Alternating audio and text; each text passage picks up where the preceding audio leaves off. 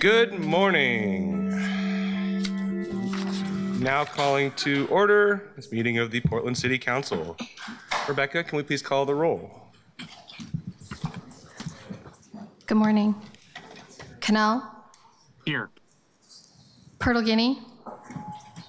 Here. Ryan? Koyama-Lane? Murillo? Here. Novick? Here. Clark? Here. Green? Here. Zimmerman? Here. Avalos? Present. Smith? Here. Dunphy? Here. And colleagues, Councilor Koyama-Lane let me know this morning she had a event that was scheduled well in advance, so she'll be joining us in about an hour. Robert Taylor, City Attorney, can we please read the rules of decorum? Thank you. Welcome to the Portland City Council. To testify before council in person or virtually, you must sign up in advance on the council agenda at www.portland.gov/council/agenda. Information on engaging with council can be found on the council clerk's webpage. Individuals may testify for 3 minutes unless the presiding officer states otherwise. Your microphone will be muted when your time is over. The presiding officer preserves order. Disruptive conduct such as shouting, refusing to conclude your testimony when your time is up, or interrupting others' testimony or council deliberations will not be allowed. If you cause a disruption, a warning will be given. Further disruption will result in ejection from the meeting. Anyone who fails to leave once ejected is subject to arrest for trespass. Additionally, council may take a short recess and reconvene virtually. Your testimony should please address the matter being considered. When testifying, please state your name for the record. Your address is not necessary. If you are a lobbyist, please identify the organization you represent. Virtual testifiers should unmute themselves when the council clerk calls your name. Thank you. Thank you very much. So colleagues, today we will be convening to hear the city and Prosper Portland's budget messages and to take testimony. We do this by gaveling in as the budget committees for the city and for Prosper Portland. While met as these budget committees, we are not meeting as the city council. So in contrast to this body's prior practice, we are packaging these budget committee meetings as part of a regular council agenda. So we will open a council meeting, confirm our agenda for the week, and then we'll take up items, the reports, related to each budget message. Once we've taken up each report as council, we'll do the switcheroo into whatever budget committee we need to be seated as. So if you have any questions, feel free to ask each time as we go. So item 1 is agenda approval. Colleagues, are there any requests to amend the agenda for the week? Reorder items or reschedule an item to a future date? Looking around, pausing dramatically there, is seeing no objections. Hearing none, do I have unanimous consent to approve the agenda? The agenda is approved. Rebecca, can we please call item number 2? Item 2, Mayor's Proposed Budget Report to City Budget Committee, document number 2026-141. Colleagues, today is part of the fiscal year 2026-2027 budget process as prescribed by Oregon state law. As the City of Portland's Budget Committee, Council will receive the Mayor's proposed budget for the fiscal year 26-27 and take public testimony. With unanimous consent, I will now recess this meeting of the Portland City Council until no later than 1:30 p.m. today and convene this meeting of the City of Portland Budget Committee. Checking for consent. Rebecca, will you please call the roll of the Budget Committee? Canal. Here. Pirtle-Guinea. Here. Ryan. Here. Koyamaline. Murillo. Here. Novick. Here. Clark. Here. Green. Here. Zimmerman. Here. Avalos. Present. Smith. Here. Dunphy. Here. Colleagues, in this first convening of the Budget Committee, the Mayor will deliver his proposed budget and budget message. These documents have been delivered to you as part of the meeting's materials, and a full document is available online at the City Budget website. Before turning it over to, I believe, CFO Beery and, before turning it over to the Mayor, the CFO Beery will provide us with a brief overview of how the budget was balanced. We'll then hear from the Mayor and move to technical clarifying questions. And I want to prioritize getting to public testimony today. So with that, I will turn it over to CFO Beery and the Mayor. Great. Thank you, Council President. Thank you, Council. Good morning. For the record, Jonas Beery, the city's Chief Financial Officer. Our main objectives today are to hear the Mayor's fiscal 26-27 budget message and to receive public testimony. But first, I'd like to offer some basic information on the budget process and some key budget information. I'll start with a word of thanks. Production of the Mayor's proposed budget is a huge moment in the annual budget process. And while we appreciate that achievement itself, this is not exactly a moment for celebration. In my 25 years working in the public sector, production of this proposed budget has been the most difficult task I've ever experienced. We're in the midst of a shifting organizational culture to align with expectations of charter reform.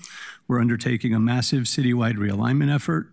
We're trying to fundamentally improve budget process and communications, and doing all this in real time in an environment of severely constrained resources and extremely high anxiety. I want to extend a huge kudos and thank you to City Budget Director Ruth Levine, to the entire CBO team, many of whom who have spent evenings, weekends, long nights preparing the budget, and the hundreds of individuals citywide who play a part in getting this document to this point. I'm amazed and inspired by the steadfast dedication of city employees to show up, to dig in, to have hard conversations gracefully, and to do the hard work to move things forward every single day. I want to thank all the Portlanders who have taken time to share thoughts and perspectives and really good questions at community meetings, online, and at public meetings like today, and directly with city leaders. And I want to thank you, councilors, for your patience and understanding and for your respectful and productive input during this process. We have a lot of work remaining to get over through the next 8 weeks and get over the finish line, and look forward to supporting you as best I can. High-level summary of what's in the budget, very, very high level.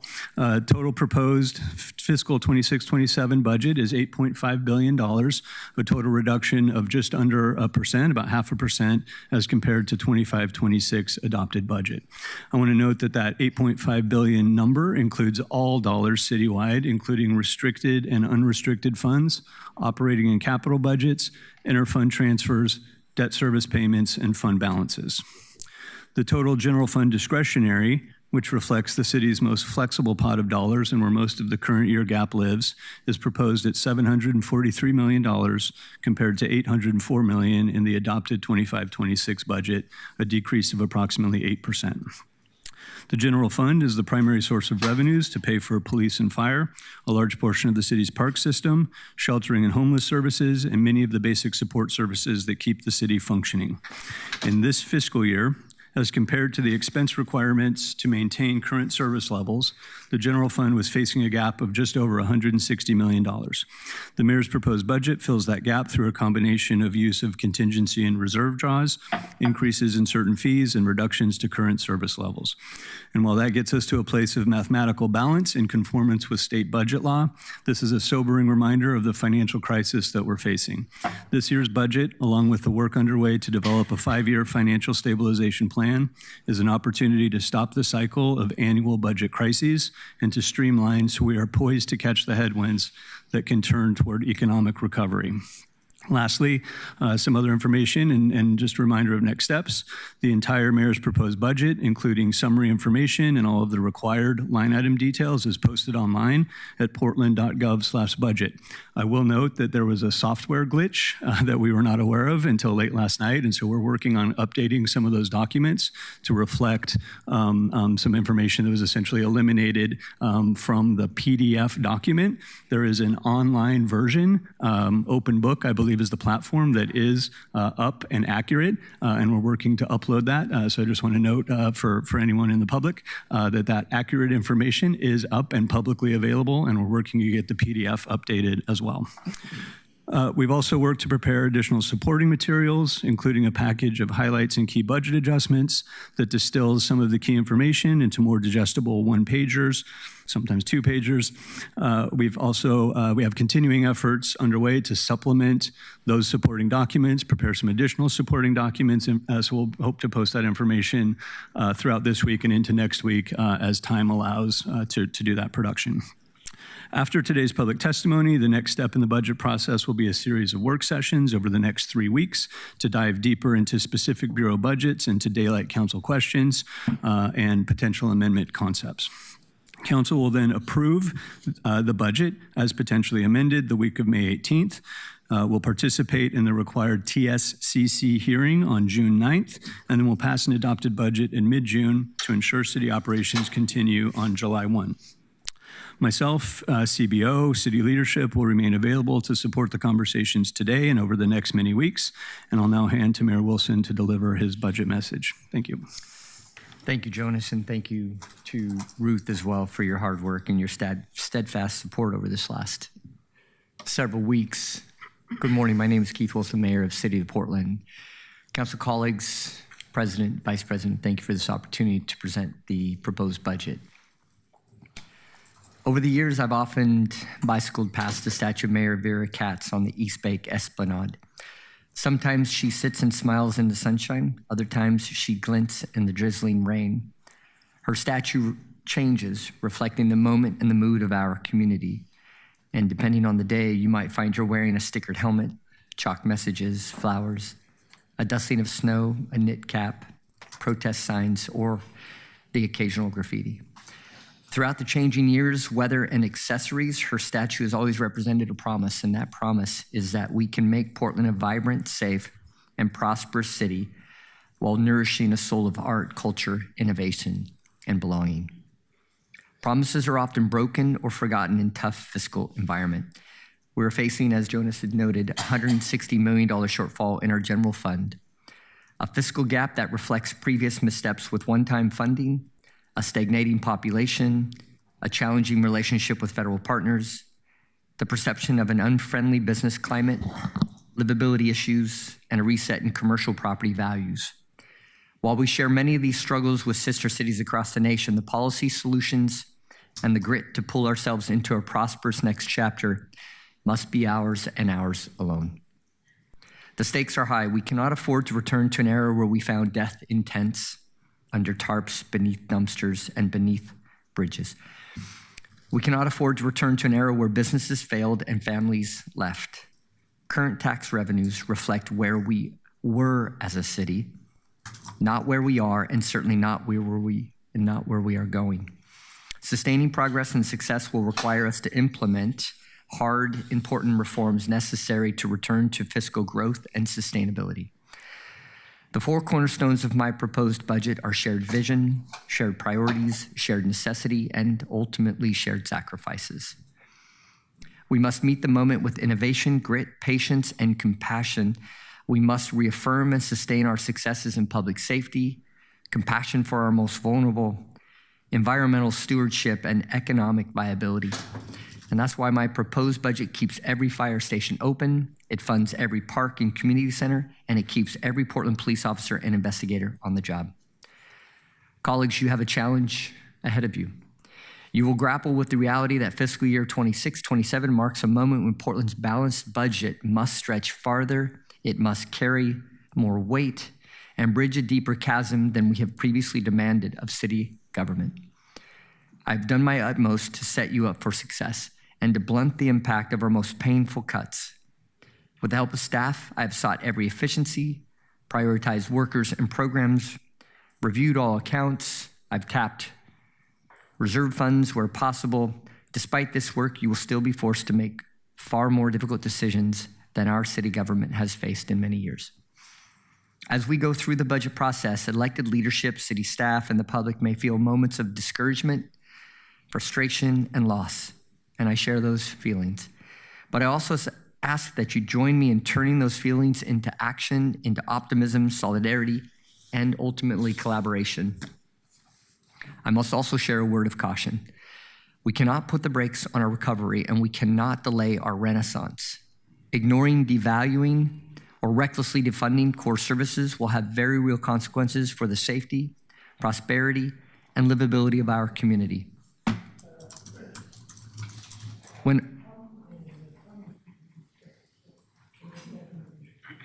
When operating in a time of constraints, we must be cautious not to prioritize individual programs over the whole, or to refuse to compromise on cuts that must ultimately be spread across the entire enterprise. In rising to this challenge, I believe we can together emerge more unified, more focused, and more resilient. The strongest cities are forged not by limitless abundance, but by the decisive moments when facing the deepest challenges and threats, and we cannot face these challenges without one another. We must face them with the determination and shared values that define our community. We can remain focused and committed to the promise that every Portlander deserves a clean, green, safe, affordable, and economically activated city that reflects our values and our priorities, regardless of the fiscal headwinds that our city faces. In Portland, we are doing the hard and important work in our budget. Our streets, our parks, and every corner of our city. We've restored livability and public safety to our downtown and made strides across the entire city. We're ready for the next generation of investment and innovation, businesses, and good careers to come to Portland. Mayor Katz would say, when we don't address the problems in front of us, it sends a message of helplessness. My first year in office has proven we're not helpless and that we can take charge as a city. Here's the statement of values you will find in my budget. I believe in public health and safety, quality services delivered on task, on time, and on budget, and environmental sustainability. I believe in taking action even when resources are scarce. I believe Portland is in a state of resurgence and renewal, and that our renaissance has already begun. With that said, I'd like to highlight critical points in the budget per our budget requirements. The City of Portland has stepped up to respond to the humanitarian crisis and most urgent challenges on our street. We will no longer exchange funds with Multnomah County for homeless services and instead focus on providing outreach and core shelter services to our most vulnerable neighbors, as well as public space activation and maintenance. Although Portland Solutions provides important programmatic services, reliance on one-time funding has required us to realign some funding sources and reduce some services. Despite realigning funds previously traded with Multnomah County to our shelter program, city shelter services will see a net reduction of 31% to $39.9 million. As part of a broader city general funds cut, city outreach will be reduced by 37% to $2.8 million.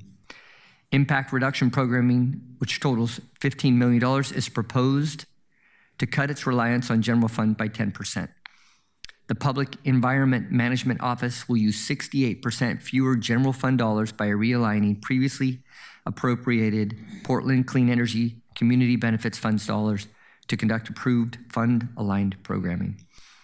The Portland Police Bureau will maintain core mission capabilities and meet budget cuts with a 35% reduction in external materials and services of $5.9 million, 20% in technology and fleets, a reduction of $3.5 million, 80% in the Public Safety Support Specialist Program, or a $4.5 million cut, 10% reduction in operational overtime, which is $1.7 million, and a 50% precinct administrative staffing reduction of $1.6 million, and a reduction of 35% in our Victim Services Unit, or $319,000. Portland Fire and Rescue will not close any stations, but will reduce engine replacements by 20%, which will reduce $1.2 million, and eliminate one engine at a station that currently has two, a reduction of $2.5 million. They will also reduce 3 two-person medical rescue units from 24 hours to peak hours without fully eliminating the units, and 2 administrative staffing positions, one of which is vacant, which will reduce $275,000.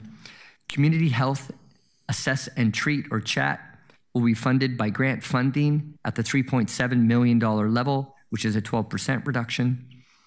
The Bureau of Emergency Communications will reduce training, travel, and continuing education, or a $382,000 reduction. They will reduce operational overtime by 50%, by $422,000, and reduce 2 911 call taker positions and vacant supervisor positions, or a reduction of $520,000. The Bureau of Emergency Management will reclassify 1 vacant position, saving $104,000, reduce the vehicle fleet by half, reducing $51,000, and eliminate 2 vacant positions, or $428,000. Cuts to other areas will allow us to preserve crucial violence prevention resources. Ceasefire will lose a single coordinator position, which will reduce $189,000, and Ceasefire and the Office of Violence Prevention will reduce future grants by a total of $1 million. We will also downsize Portland Street Response by 2 aftercare teams, which will yield a $659,000 reduction. In addition to reallocating pass-through funds historically sent to Multnomah County's Homeless Services Department, the Bureau will take slight reductions in external materials and legal services, which will reduce $675,000.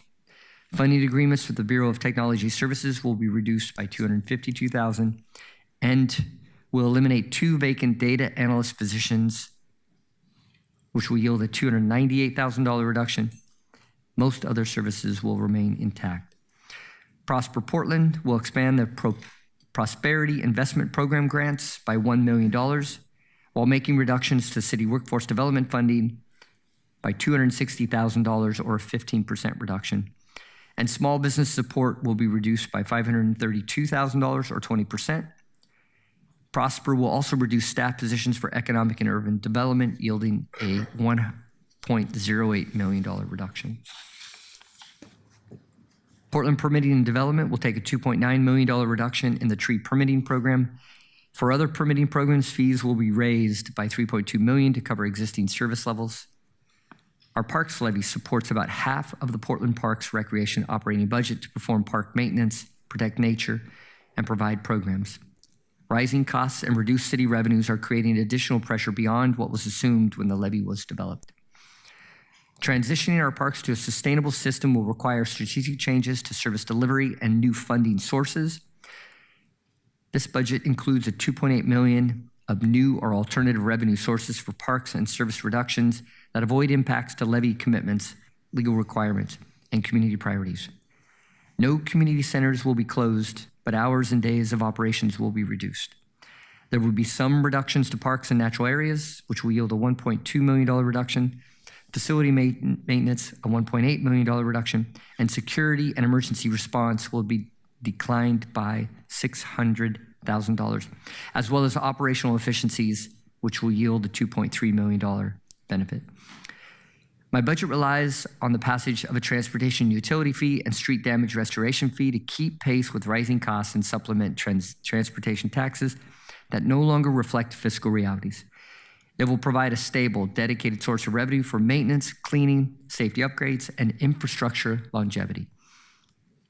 We will reduce 311 operating hours and staffing by 4 full-time equivalents, which will yield an $888,000 reduction, and realign the 311 Performance Office to the City Administrator's Office. We will reduce fleet and facility costs by lease terminations, contract and service reductions, and reducing 2 vacant fleet position reductions. Those are comments to be read into the record for the proposed budget. I'd like to just conclude by stating that it was a very difficult thing that we went through, and I am very appreciative of the efforts that this council brought forward, the time that we spent both individually and collectively as groups discussing this budget. This is going to be hard and important. I do want to obviously thank our city of Portland employees. They've been helping us through this very difficult process. I don't want to understate the difficulties that a changing organization will have on others, the culture that we're working to build as a community that's based on a city with a one city approach.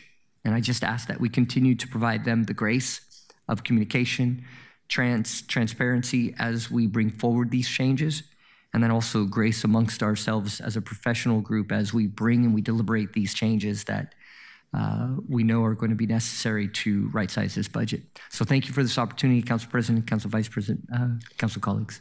Thank you, Mayor. So colleagues, I'd like to prioritize getting to public testimony. We all know that the budget arrived in our inboxes yesterday around 4 o'clock, around 4:20 on 4/20. So I'm aware that very few of us will have fully read and processed all 1,100 pages of this. Luckily, we have at least another 3 weeks of public process ahead between now and votes to approve this budget. Before we move to public testimony, are there any truly technical questions regarding readability, accessibility, or otherwise ensuring that we have the capacity to engage today? Okay. Rebecca, how many folks do we have signed up for testimony? Thank you, John. Currently have, sorry, I'm just refreshing here. 34 folks are signed up. Okay. So colleagues, we set aside 4 hours today for this hearing to ensure that we had enough time to hear from the public. Testimony is set at 2 minutes each for the 34 individuals who have signed up. As of right now, it appears we will have enough time to hear from everyone who signed up. So Rebecca, can we please call the first panel? First up, we have, and I'm just going to remind folks, I'll call you up in groups of 5. You can approach the testimony table, and there will be an alarm. Everybody has 2 minutes. An alarm will sound first when you have 30 seconds remaining to speak, and then an alarm will sound when your time is up. Our first 5 are Rob Martineau, Mindan Vuong, Anastasia Howard, Alex Puro, and Jared Longoria. Good morning, everybody. Please come on up, introduce yourselves for the records. There's one. Please feel free to share your pronouns, and you have 2 minutes. Take it away, Rob. Good morning. Thank you for the opportunity, City Council. My name is Rob Martineau. I am the president of AFSCME Local 189, representing city employees in just about every bureau. I want to talk a little bit about 3 things, but I'll start with consulting and the idea we need to pay attention to who we pay to think for us. It is outsourcing, it is contracting out. That is what consulting is in all its forms. Portland elected you to be its 12 consultants. That doesn't mean you're the only ones, but that is very much a part of what you do. If we need to talk more about this, I'll certainly apply my friends and family discount and be happy to talk about you more offline on this. So I'll open that shingle, for my consulting firm.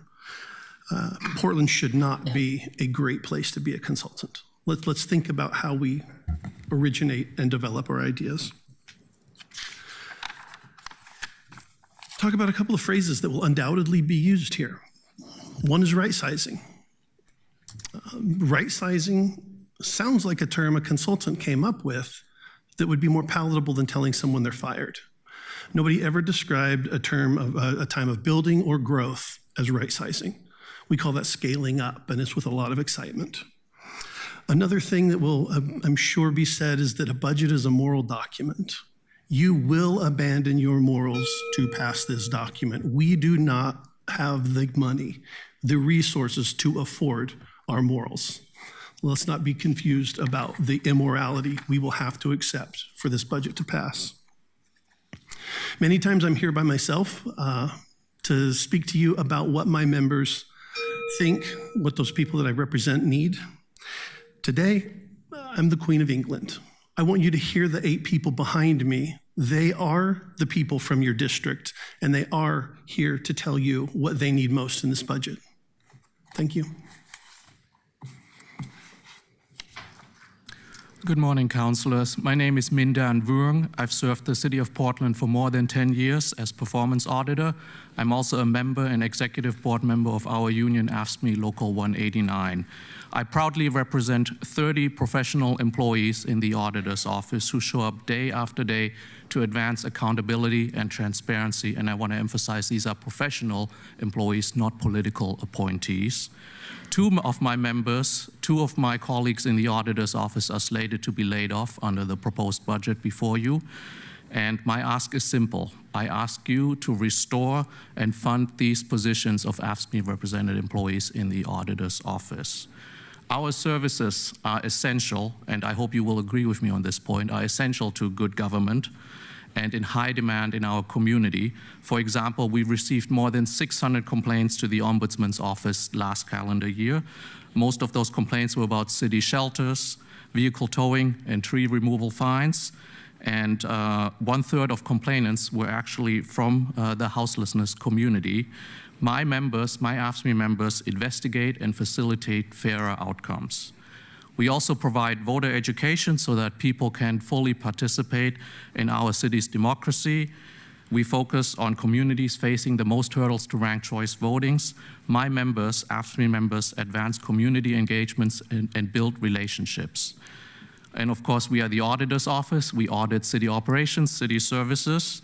We highlight effectiveness. We find wasteful spending.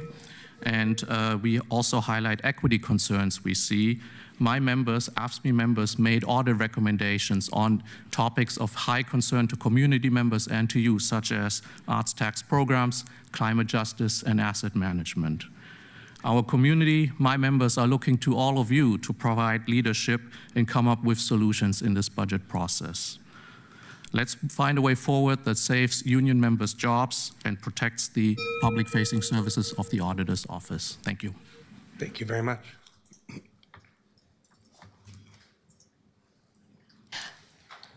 I believe Amanda Liston is speaking for Anastasia Howard. Hi. Hi, Council President Dunphy and City of Portland councilors.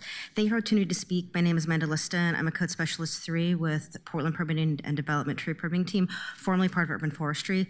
I'm here to emphasize that Portland's Title 11 Tree Code and the staff who implement it are essential to maintaining our canopy and protecting public safety. Trees are critical infrastructure. Maintaining our canopy reduces heat, manages stormwater, improves air quality, and supports livability, especially on the east side with historically underserved communities. During our heat dome event a few years ago, there was a 20-degree difference between the east side and the west side because of lack of canopy coverage.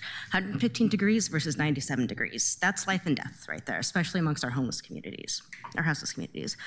Ongoing maintenance for tree care is about safety. Extreme events, such as the heat dome, are on the rise. Hazardous and poorly maintained trees have caused significant damage and risk. The ongoing maintenance of the canopy depends on staff. Tree Pruning Division is the front line inspecting potentially dangerous trees, ensuring planting compliance, and performing dozens of hours of customer service to Portland residents every week. Today's workloads are already up to 2 months behind, in some cases, 8 weeks for code compliance, 6 to 7 weeks for permits, meaning potentially dangerous trees are waiting up to 2 months for inspection. That's not even considering the important role of mitigating landslides and root systems these trees prevent. Our staff has already cut by 1/3 last year, with more reductions proposed. Further cuts will increase delays, reduce canopy protection, and directly impact safety. Maintaining our canopy requires maintaining staff. City Council voted to support the Urban Forestry Plan. My team is a critical component of that plan. Please support us so we can continue to provide vital services and support communities across our city. Our team is PISA funded. Please support the PISA funding needed to sustain this essential work. Our work is within the voters' approved uses for PISA, unlike other options at the table. Tree permitting was actually mentioned within that urban forestry plan. Once again, thank you. My name is Amanda Liston, ASME Local 189 member. Thank you.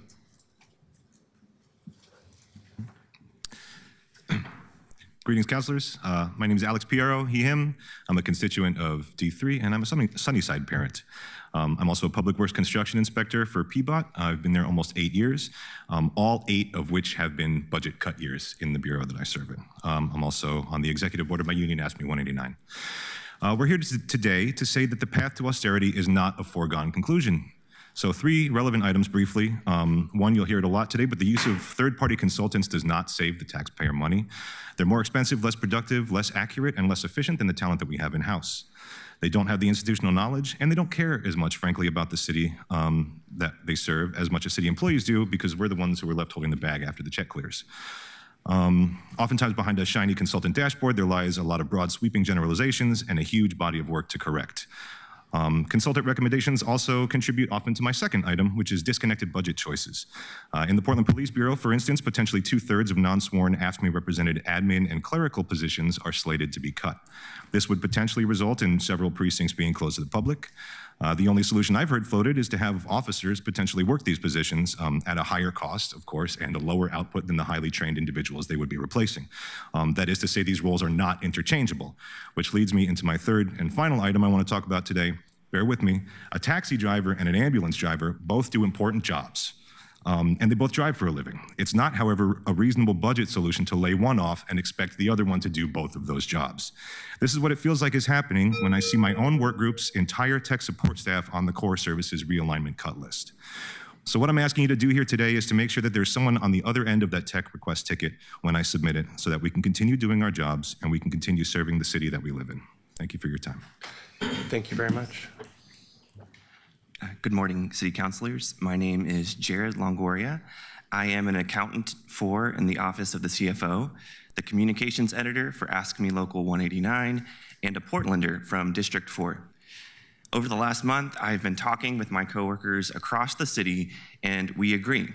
The City of Portland must prioritize funding for direct community services and the workers who make those services possible. The city's workforce has the skills, cultural competencies, and community relationships needed to serve Portlanders.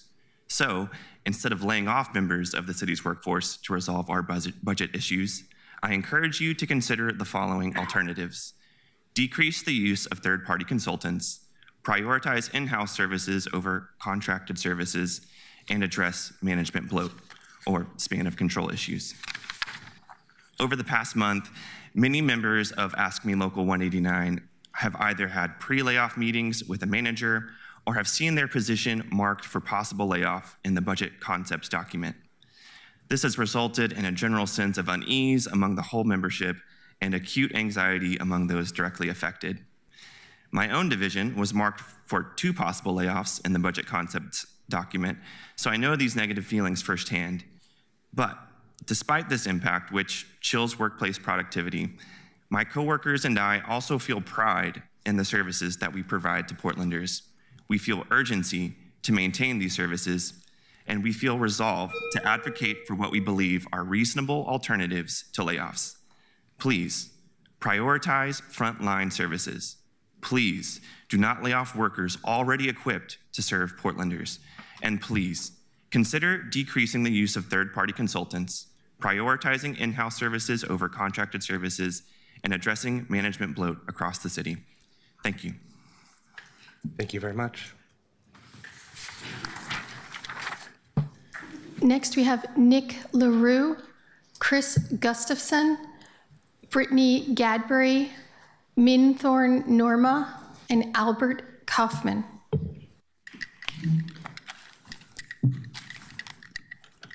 Morning, folks. Come on up, introduce yourselves, share your pronouns, and you have 2 minutes. Okay. Good morning. My name is Nick LaRue, he, him. I'm a resident of District 2. I'm here today representing AFSCME Local 189 and my dedicated coworkers. I've spent the past 4.5 years at PBOT's maintenance operations building trust, providing tech support, and identifying process improvements for over 400 field and office staff.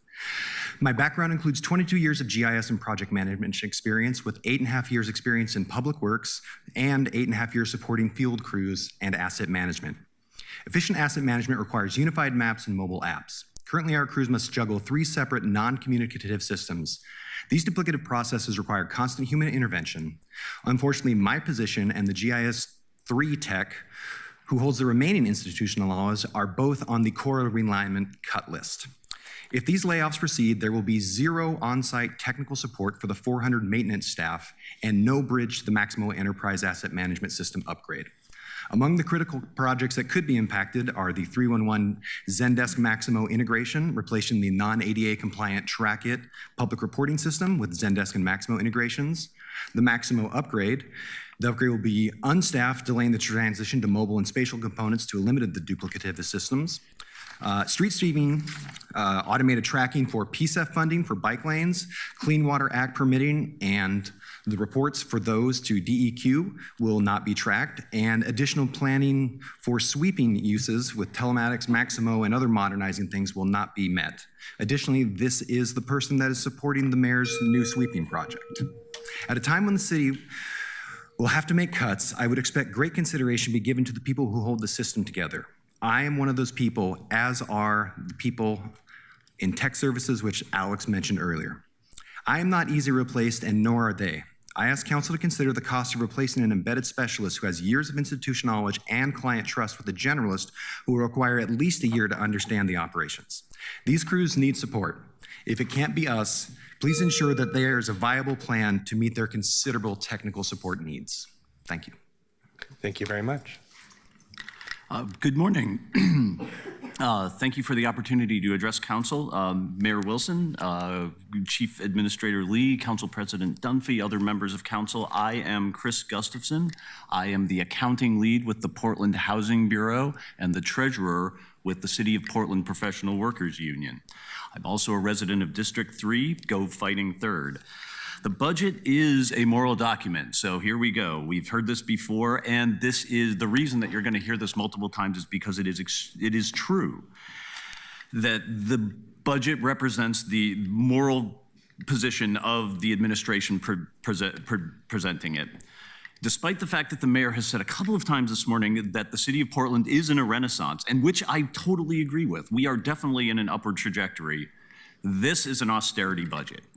And an austerity budget is a message that the needs of the top 1% of our community are more important than the needs of our working families. And so in light of that, I'm going to focus on the 145 proposed staff cuts from core services realignment and the budget, associated budget layoffs. So, Mayor Wilson, you talk frequently about not abandoning any soul in the city, but this budget jeopardizes the ability of 145, not individuals, but 145 families to feed their children, to pay their rent, and to otherwise thrive in our community. These folks may even end up on the streets themselves. Is there a similar chance that the folks that are downtown property owners, property developers are going to end up homeless? I think that's sort of a stretch. The city has the money to save these jobs, and we're making a choice to not do that. These are the folks that make the wheels of the city turn. The budget document itself says that the result of this is going to be reduced capacity, delayed response, and less service. This is the opposite of efficiency. So, council members, over the next few weeks, CPPW members and other members of the community are going to be digesting what's in the document. I promise to you that we will follow up with ideas, specific proposals for amendments that we can do to potentially save these jobs. But I am grateful for the opportunity to address everyone this morning. Thank you. Thank you very much. Good morning. My name is Norma Minthorn. I don't use pronouns. And I thank you for the opportunity to allow me to speak and to share and request. I've been attending the listening sessions, and I've met most of the council members. I've spoken about housing in, I'm a tenant in District 2. So I have a request and some asks and some considerations I'd like to ask. So with the permanent supportive housing tenants, I'm looking for solutions for the tenants to have accountability for themselves. It's been my experience in the neighborhood I live where there's a lot of destruction. And I've heard testimonies of our community saying they're fearful to live where they're at. And there's a lot of drug use in our communities. There's domestic violence, there's suicides. And just in our community alone, we had 3 overdose deaths, children self-harming, and suicides, drug abuse, and self-harm. And so I'd like to see improvements in our Native American community. And I haven't seen anybody. I've seen one person give public testimony for the Native American community. I haven't seen any nonprofit organizations come to give some testimony for funding for their programs. And I know there are several organizations in the local area, of which I hope that they'll reach out also to the commissioners. In considering housing in the future, with the school closures, I'm hoping that the housing will accommodate children that are going to school. And so I think that was about it. Thank you for your time. Thank you very much. Good morning. My name is Brittany Gadbury. I am a liver dweller, prayer, and player in Districts 1 and District 2 for most of my life. And I've never been prouder at this time in history to be a community stewardship coordinator in urban forestry with Portland Parks of Recreation. I'm here right now to talk in a pretty personal way. I have so much frustration regarding decision-making in City Council, especially around PSEF. That money wouldn't exist without our community members in the neighborhoods that are the most affected by climate inequities. That means the worst health outcomes.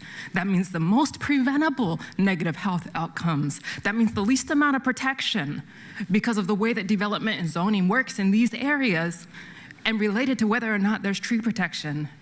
My division works to plant and preserve a successive urban forest, but you can't plant your way to health or climate equity. You have to preserve the large form trees that exist there. And when you make decisions that impact whether or not that can happen by asking our community members and our colleagues in places like permitting and development, permitting and regulation, you interfere with our ability to live in protected spaces. Everyone should be having equitable access to green spaces. The programs that are funded by PSEF ensure that apartments, parks, and streets can receive tree planting and care for free.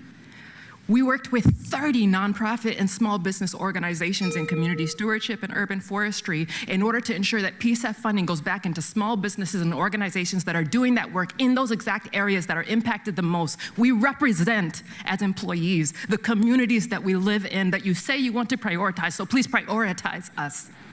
Because where you spend is where you stand. And it is not acceptable that you don't know the impact. Now you know. That's all.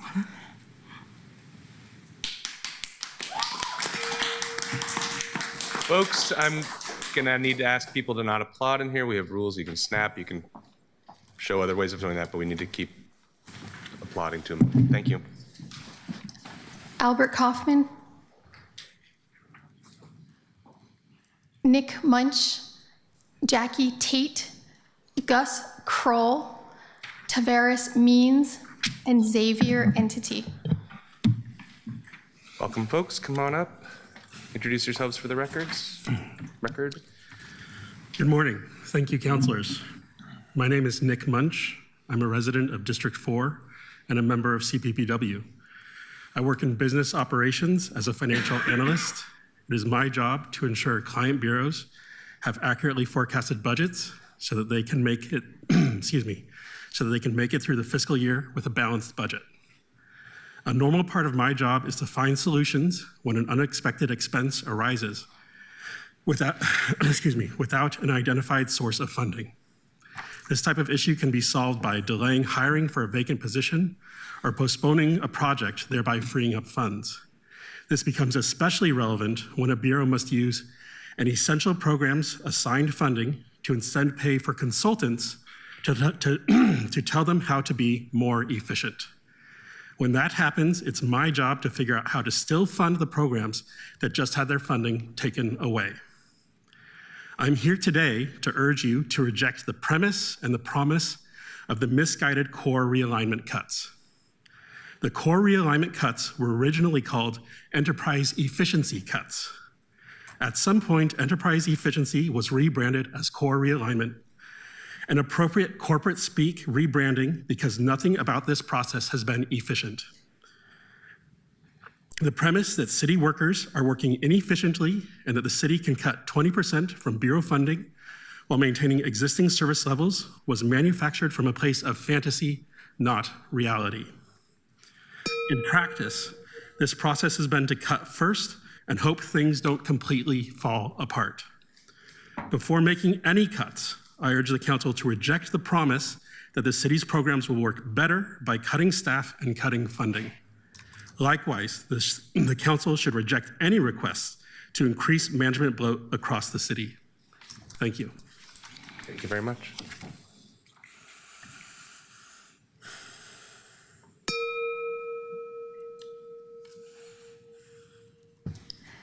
Next testifier can go ahead. Pardon me. Thank you for listening to us, Mayor and the Council Administration.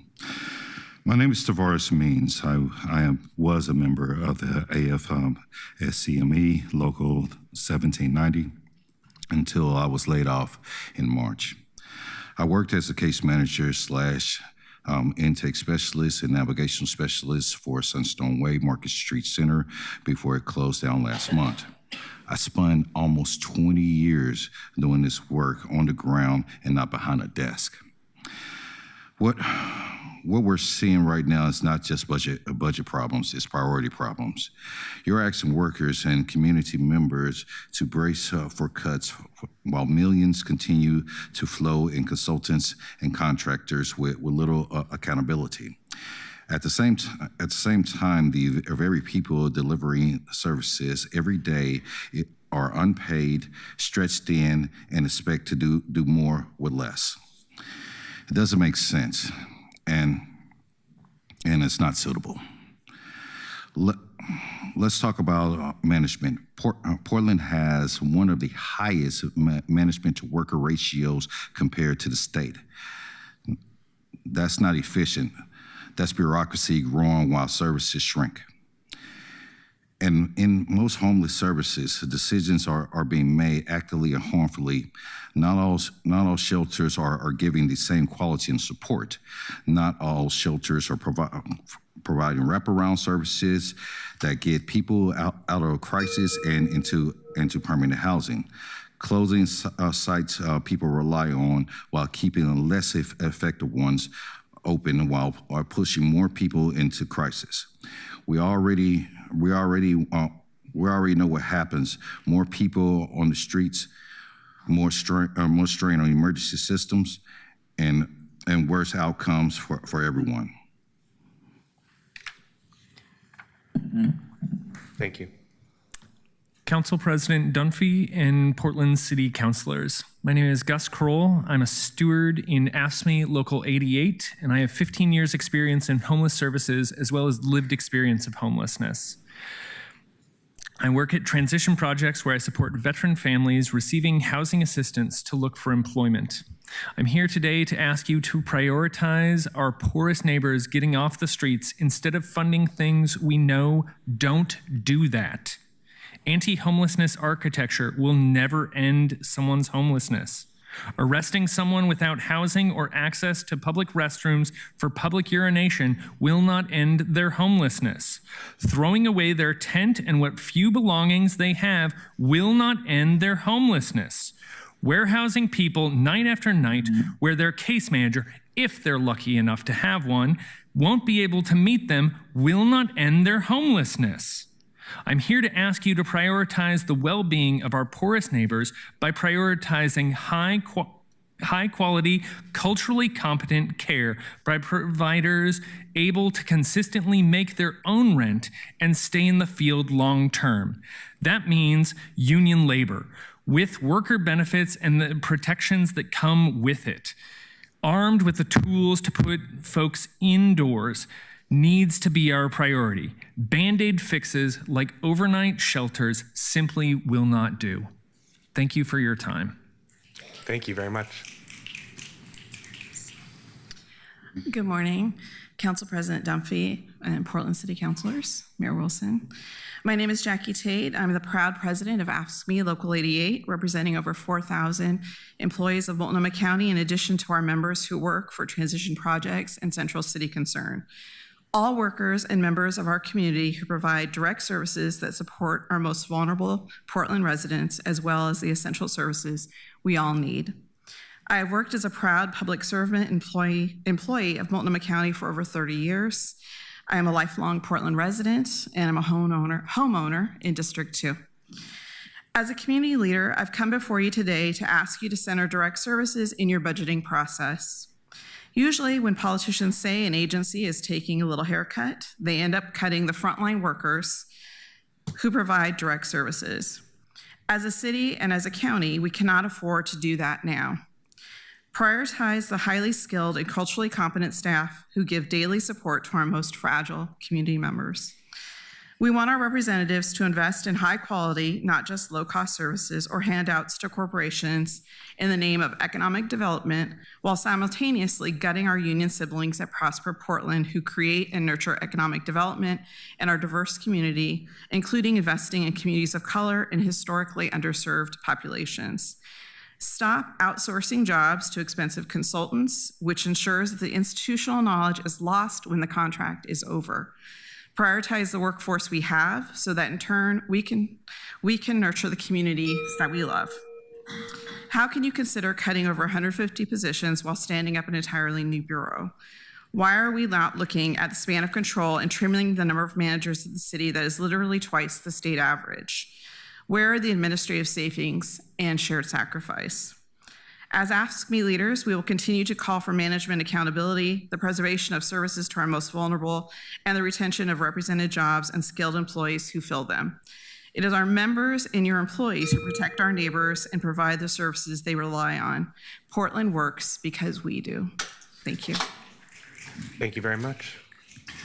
Council President Dunphy, Portland City Council, and all other individuals that love this city quite like I do. My name is Xavier Entity. I am a resident of District 2, and I have been working in homeless services at Do Good Multnomah for a little over a year, and I'm represented by AFSCME in Local 1790.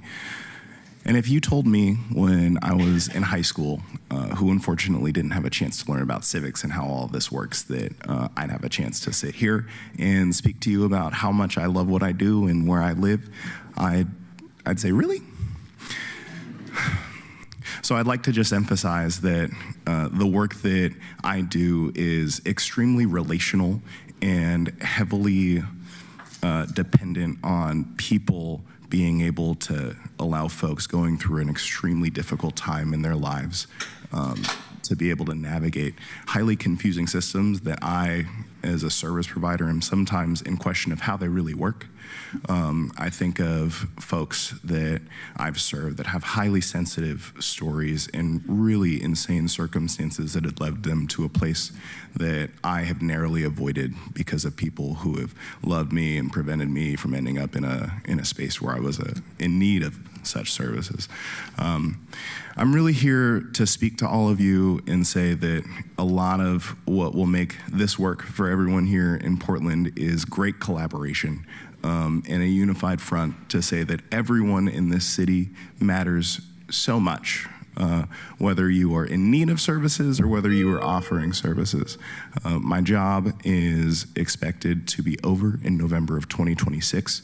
My shelter is funded by money that came to the Homeless Services Department through the city budget that is not available this year. I would really like to keep doing my work and make sure that I make cops' jobs easier. I help keep people getting to their appointments, making sure that they're engaged with their parole officers, and making sure that they have good things to do with their time instead of less good things. Thank you so much for your time. Thank you very much. Next up, Misha Litvek, Mike Vanier, Rebecca Wise Barton, Kevin Block, Stephen Kafori. Come on up, folks. Feel free to jump in, to, introduce yourself for the record. Feel free to share your pronouns, and you have 2 minutes. Yeah, good morning. My name is Misha Litvak, he, they pronouns. I'm the president of AFSCME Local 1790. I've been a case manager at Sunstone Way for 3.5 years. As president of Local 1790, I represent hundreds of highly skilled, hardworking, seasoned, and compassionate behavioral health, housing, and homelessness employees across the city of Portland. Homeless services have been caught in the schism between the city of Portland and Multnomah County for the past year. The funding and oversight provided by the Joint Office of Homeless Services was infrastructure that the sector relied upon. The breakdown between the two local governments has already had a detrimental impact on the services I am able to provide and on the well-being of the clientele I serve. In the past year, we have been hit with mass layoffs and program closures both at Sunstone Way and at Do Good Multnomah. In practical terms, this means more vulnerable people displaced to the streets, and it also means the loss of union jobs. Our services have already been reduced. At Sunstone Way, we saw several programs that had previously been under the county go to the city of Portland, and we lost most of our funding for peers, behavioral health staff, and client assistant budget with that move. Knowing that more cuts will be implemented in this budget, I wanted to take the opportunity to speak about the value of our work today. I am a case manager. When I'm able to do my job, when I have the support and resources I need to do my job, I have the privilege of walking with my clients through some of the most bleak moments of their lives and helping them build back. Replacing vital documents, setting them up with healthcare, finding a place they can check mail, working with detox and recovery services, all the way through to education, employment, and housing. The people I work with will tell me what their goals are and what barriers they are facing, and together we figure out how to make that work. It is truly a great honor to help someone beat a rigged system and to see them succeed.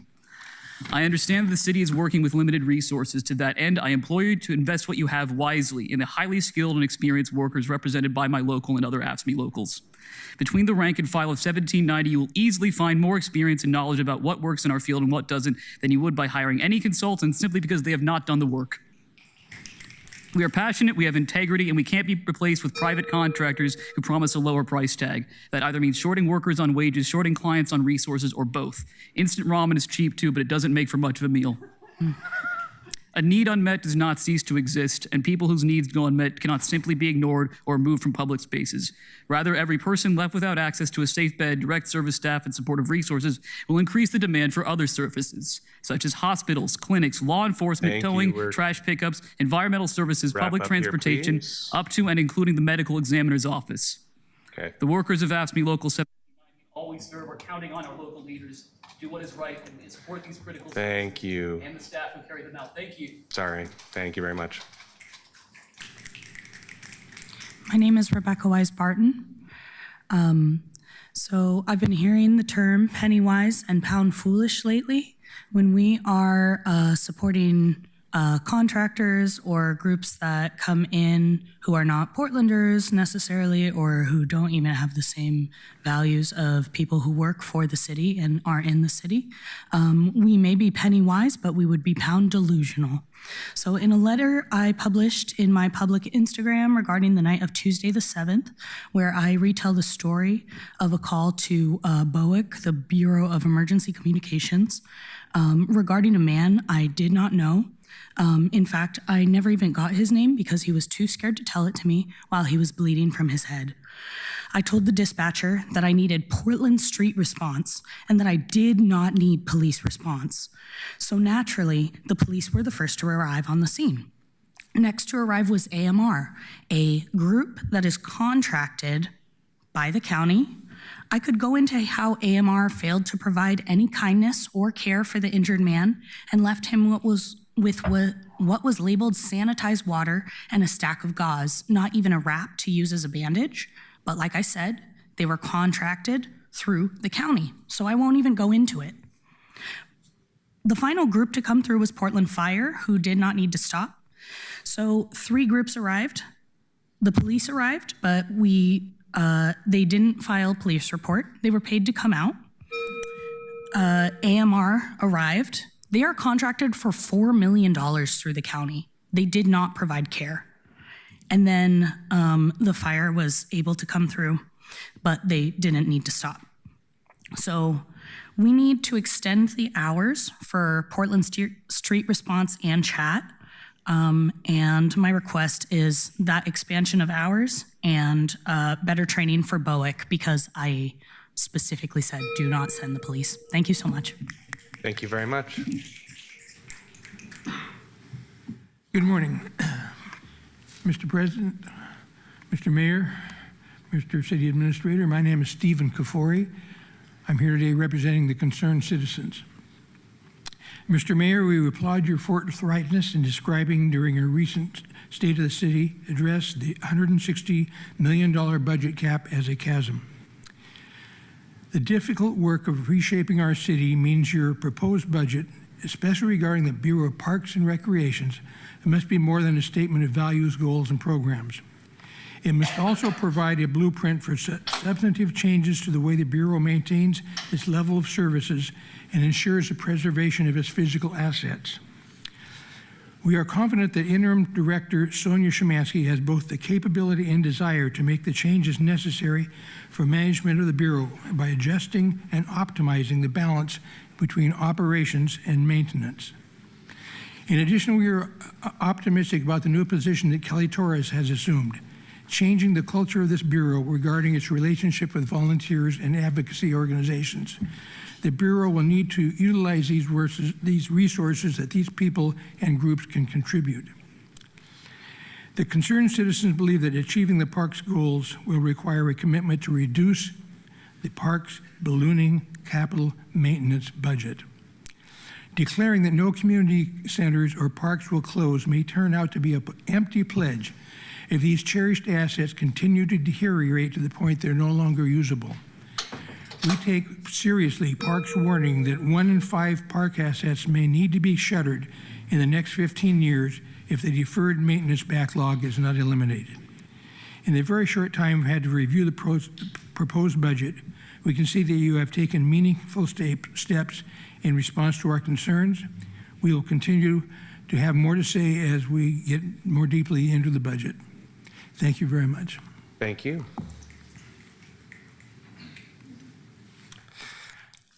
Good morning, councilors. Thank you for taking time to hear our comments today. My name is Kevin Block. I am a program and policy coordinator in BPS, but today I am speaking as an elected leader in CPPW. I live in D3 and work in D4. Like most of my fellow union members, consecutive years of budget cuts mean that I wear multiple hats in my job. However, the primary hat that I wear is in the franchise utility program. That program is the 3rd largest source of revenue for the general fund and brings in approximately $100 million a year.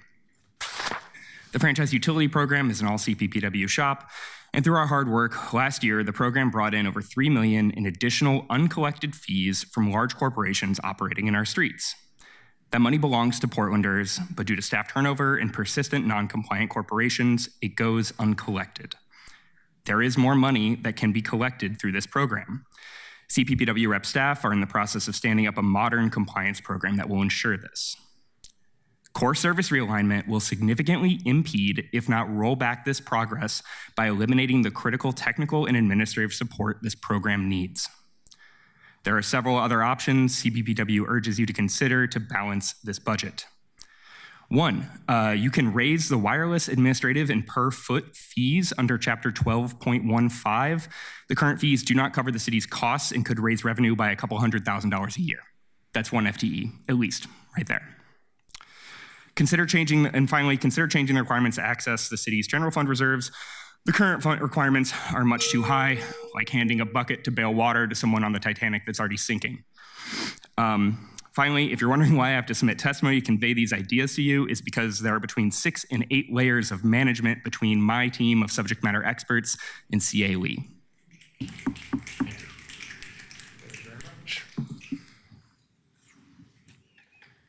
Thanks. Albert Kaufman has joined online. Albert, you can unmute and go ahead. Good morning, neighbor.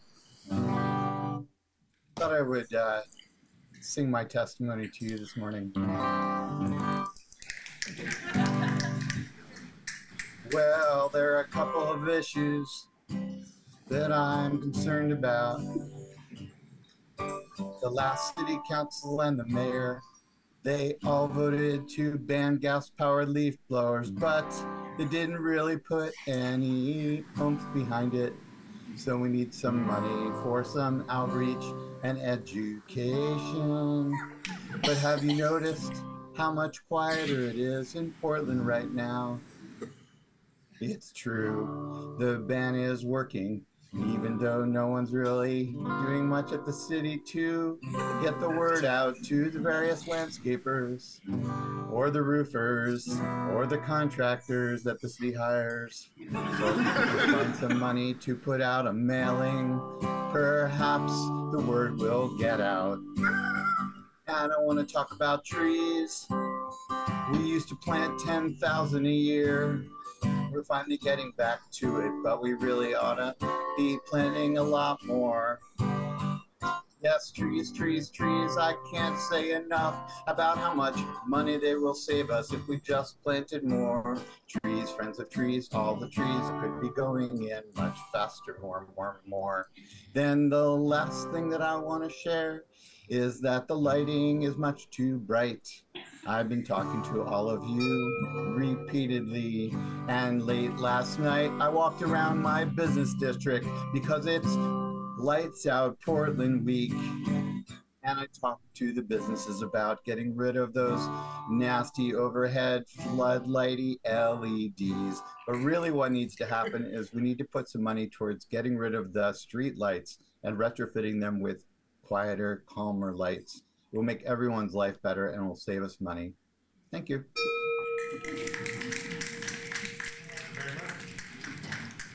Mike Vanier.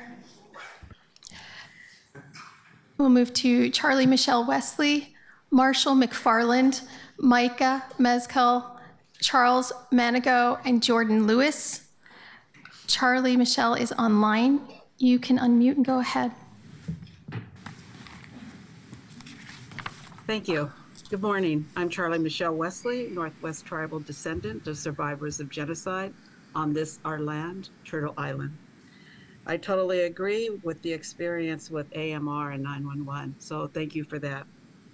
I see attempts to address racial disparities, but few to address underlying systemic issues. To sit on city council is an honored responsibility that need empathetic leaders that inspire and motivate collaboration, a value that encourages relationship building and participating in dismantling institutional discriminating policies that have harmed BIPOC since their inception. And fiscal responsibility to use resources appropriately, make informed decisions regarding public funds and government spending, and model social accountability. Look it up. We need leaders to make budget decisions collectively and values that bring integrity, addressing inequities, and transparent budgetary decisions to develop trust and to save lives. This budget should prioritize saving lives who are unheard, struggling, and dismissed. You're not too superior to not serve all of us. Yet, there's not enough resources, housing for all, treatment centers, nor police accountability. Police described mainly as a reactive institution with little preventative skills. So the police continue to overreach and abuse their power, and people die, silenced by policies. Until the police and policies are person-centered, to think more holistically and not just focus on the incident, but ask, what can we do to improve their well-being, thus reducing collateral damage by the policing of today? For now, please commit to funding preventative options like Portland Street Response and Chat. Fund a transformative, less expensive approach of caring and saving and protecting our most vulnerable lives as the core city values commit to. Thank you. Thank you very much, Charlie.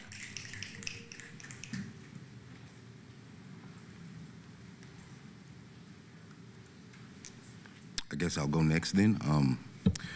My name is Marshall McFarland. I am Galib Imhotep El. The City of Portland's Human Resources Administrative Rules 11.01 states city employees are to treat their office as a public trust. I began with HR 11.01 because your positions, your elected officials, you're pretty much trustees, you're stewards of human souls. Quite a few of them, actually. And our current tools for addressing the metropolitan hopelessness, they're in desperate need of replacement. When a carpenter has a skill saw and he's cutting a piece of wood and he notices his blade is dull, he doesn't press harder into the wood, he changes his blade. Look at our streets. We see a landscape of hopelessness. It's just become a multi-billion-dollar weight on your aquifers. It really has.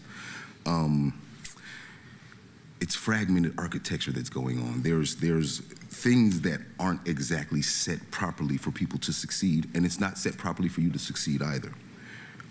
We've been using these fragmented tools, and they're obviously not working. I'm providing a research paper in a packet. It's a case study, and I'm also providing a solution. Like I said, I never bring a problem without offering a solution also. You're gonna get that from me. This research paper, it has ideas in it, and those ideas, like there's a Kampong Admiralty model in Singapore. They're using techniques that are somewhat revolutionary in order to basically help their public get itself back together, get the hopelessness and the homelessness and the drugs off of the streets, and get the people in a position where they can be, valuable citizens, contributors to society. Now, we can be a lot like the carpenter who's pressing his wood against the dull blade and risk cutting off his finger, or we can decide to usher in something new, take some time out, really look at what we're doing and say, instead of just addressing a piece of homelessness here or a piece of drug addiction here or a piece of hopelessness here, we take the entirety of this hopelessness and we look for something like this, the Metropolitan Restoration Initiative. I'm going to leave this here for you guys, and hopefully it gets put to use. Actually, I'm going to give it to the council clerk. I'm sorry about that. Have a nice day. Thank you very much. Micah is online. Micah, you can unmute and go ahead. Council President Dunphy and City Council members, my name is Micah Meskel. I'm the Urban Conservation Director of Bird Alliance of Oregon. We're a conservation nonprofit who advocates for the city's natural resources, for the region's wildlife, and people who benefit from a healthy environment. I'm representing the organization and our 10,000 local members today. Still trying to absorb the mayor's proposed budget, but we'll share some initial reflections and observation. To start, it's frustrating that the mayor's proposed budget again perpetuates using PSEF, the Portland Clean Energy Fund, as the go-to source of filling the city's wider budget holes. Friendly reminder that a majority of the annual revenue already is designated toward the city bureaus. And much of this city funding goes towards essential, popular climate-related initiatives like planting trees in East Portland, building sustainable, affordable housing for low-income Portlanders, and decarbonizing our transportation systems. All projects that the community helped inform through the CIP development process several years ago.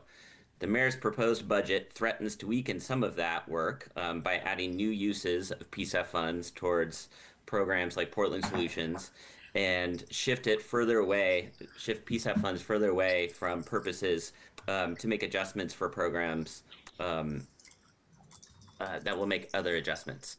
So we strongly oppose shifting PSEF funds to Portland Solutions. We also strongly oppose further funding reductions proposed for the urban forestry program. I can't articulate better than what urban forestry staff members have shared in testimony themselves before me today, and how important they are for the city achieving equitable tree canopy growth in the city. And I strongly oppose further funding reductions proposed for the Portland Permitting and Development's tree permitting regulation team. Last year's budget amendments by Councilor Zimmerman to defund this program and shift it to PP&D was very harmful for that program, and the mayor proposes to perpetuate that. And then one silver lining I take away from the fact that PSEF continues to be considered as a piggy bank is to celebrate how fruitful and resilient of a revenue source it has been, targeting the largest corporations doing business in Portland while funding programs and projects that provide real benefits to Portland's most vulnerable. As you consider how to head off significant layoffs, chip away at maintenance backlogs, and fund new needed programs, I implore you to consider similar revenue models that focus on corporate profits and limits burdens on individual taxpayers. Thank you. Thank you very much. Jordan Lewis is online. Jordan, you can unmute and go ahead.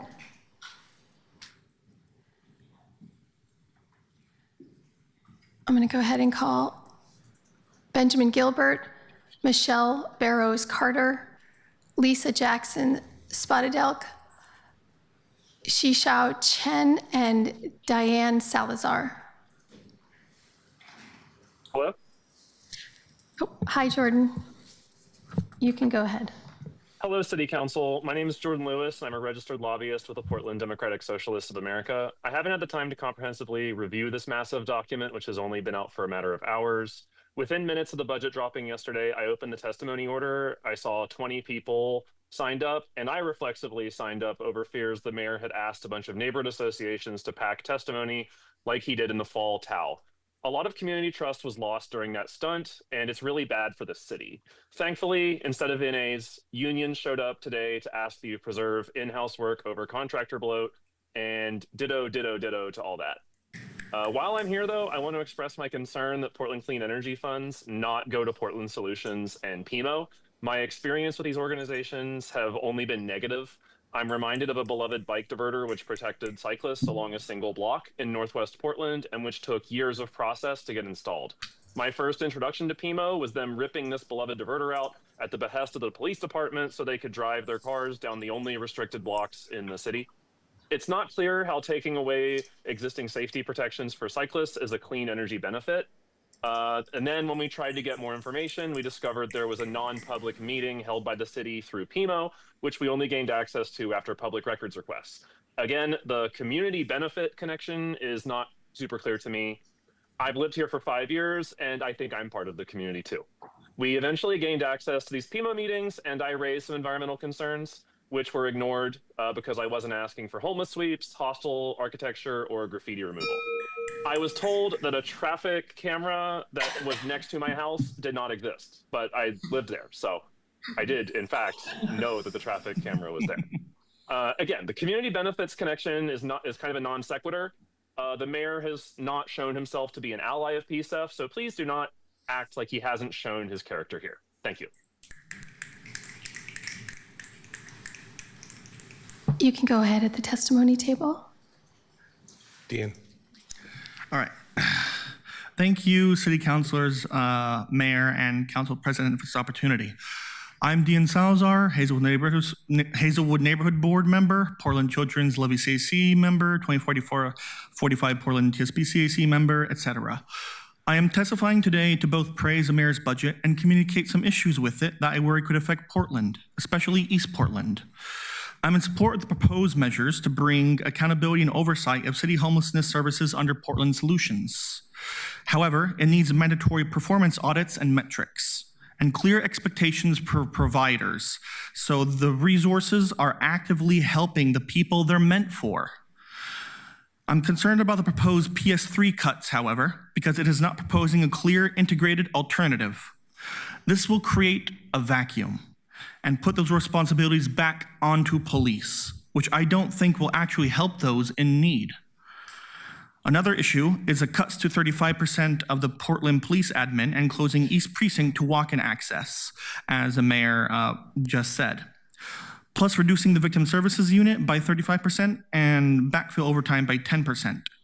These cuts will reduce East Portland trust, showing that when Portland is struggling, again, East Portland is the one to take the hit. Forcing officers to do more paperwork also reduces time on patrol when their primary responsibility is their time on patrol. Increasing city fees to cover budget gaps is the same old Portland mistake.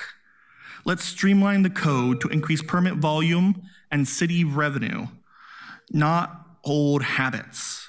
Lastly, the street damage restoration fee proposal should be equitably committed to East Portland. East Portland should no longer be Flint, Oregon. Let's allow East Portland to finally be East Portland. Thank you. Thank you very much. Lisa Jackson, Spotted Elk, is online. You can go ahead. I want to start by thanking everyone for being here. I want to start with a little story that, that personally, this is a personal story. In February of this year, losing my child after being 22 weeks, I want to really address why we're not talking, when it comes to this budget stuff about the ICE centers.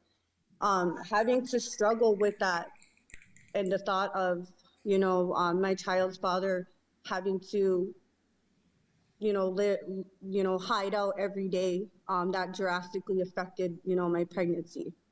So I want to share that story with you because this is personal. But we also want to talk about water. Why are we raising the water prices? Water is life. Being a native of this land, that's what I'm here to advocate for.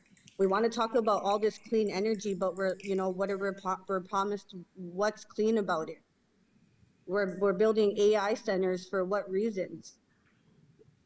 Not only that is we're always put against each other for when we're out here advocating. All of these personal stories that I'm trying to share with the mayor and with the city council, I am still homeless. Everyone has seen that 14-page demand letter that I wrote. All of this stuff is all built on oppressing our people, and I am tired of it. I am tired of having to come and speak, and it's going in circles because now the mayor is cutting everything that I am advocating for. I'm advocating for the mental health of this community.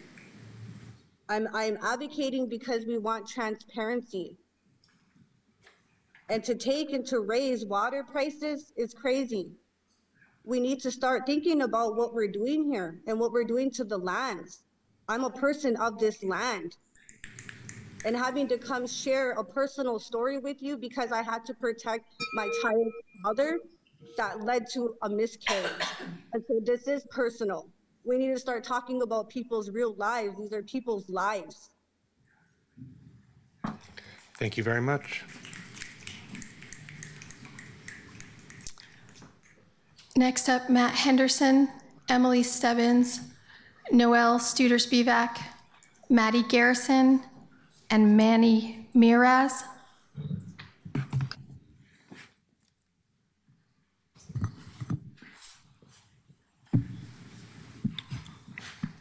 Good morning, counselors. My name is Matt Henderson. I'm a longtime artist and arts organizer in Portland, and I currently operate Virtua Gallery in Lloyd Center Mall. I've appeared here and reached out previously to advocate for Lloyd Center. As a lead organizer of the Save Lloyd campaign, my testimony today is within the context of Mayor Wilson's remarks that despite the hardships we face as a city, we can't afford to put off Portland's renaissance. Please anticipate that Save Lloyd will be reaching out to each of you in advance of the Lloyd Center Master Plan appeal hearing on June 24th to discuss the importance of Lloyd Center, not just as a place that holds history and meaning for many Portlanders, but as an opportunity to build something extraordinary within the existing historic structure that currently stands and was renovated just within the past 10 years. We have a vision for what the former mall could become, and it's something people would travel to visit and study. It's based on the community's resolve and enthusiasm for the current trajectory of Lloyd Center's creative renaissance.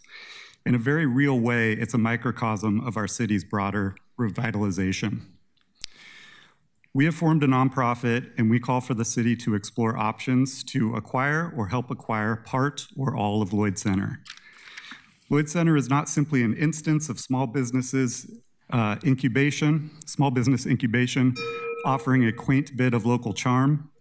It is an enormous opportunity for Portland to showcase its values, bolster and rebuild its reputation and self-image, and to create a community hub and destination within our city that can also serve as an economic engine.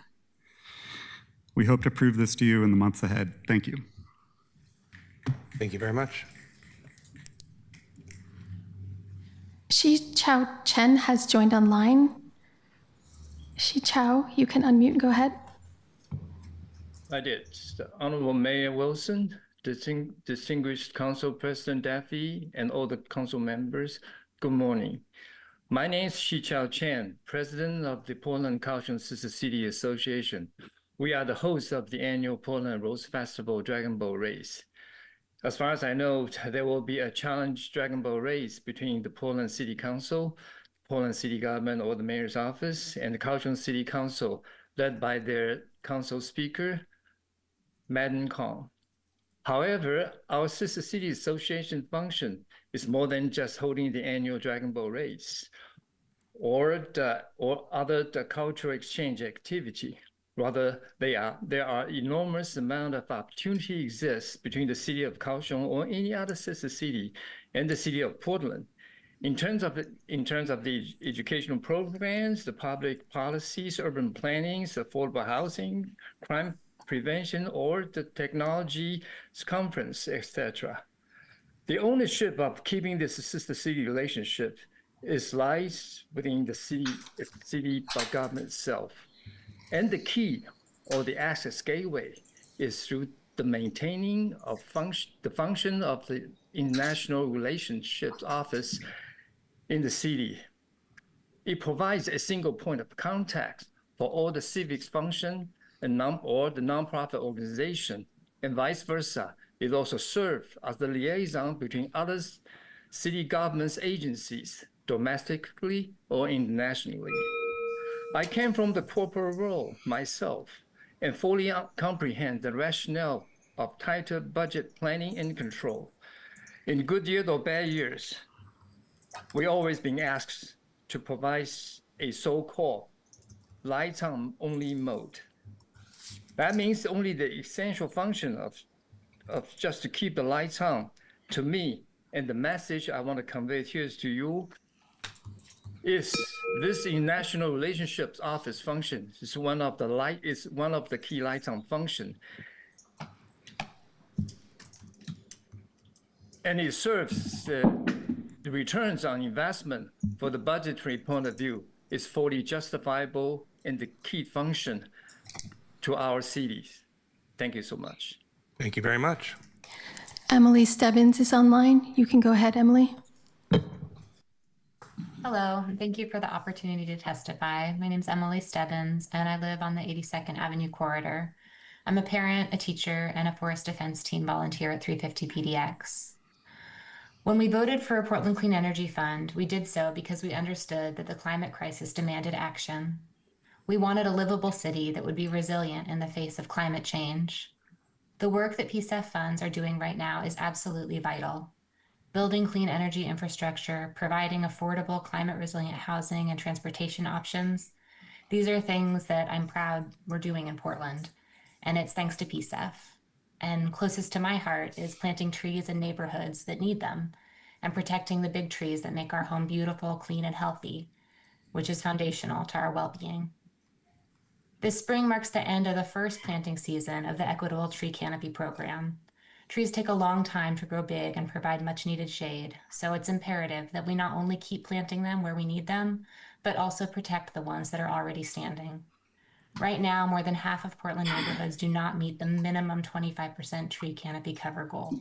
We're just beginning this work, and we have to keep it up.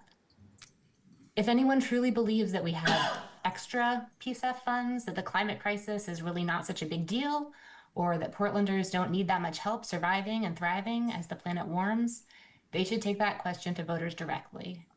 Until we can say that we've addressed climate change and we're all living under a thriving urban forest canopy, let's keep PSEF for climate as voters intended. Thank you. Thank you very much. Noelle? Thank you, Mr. Mayor, Council President Dunphy, and City Councilors.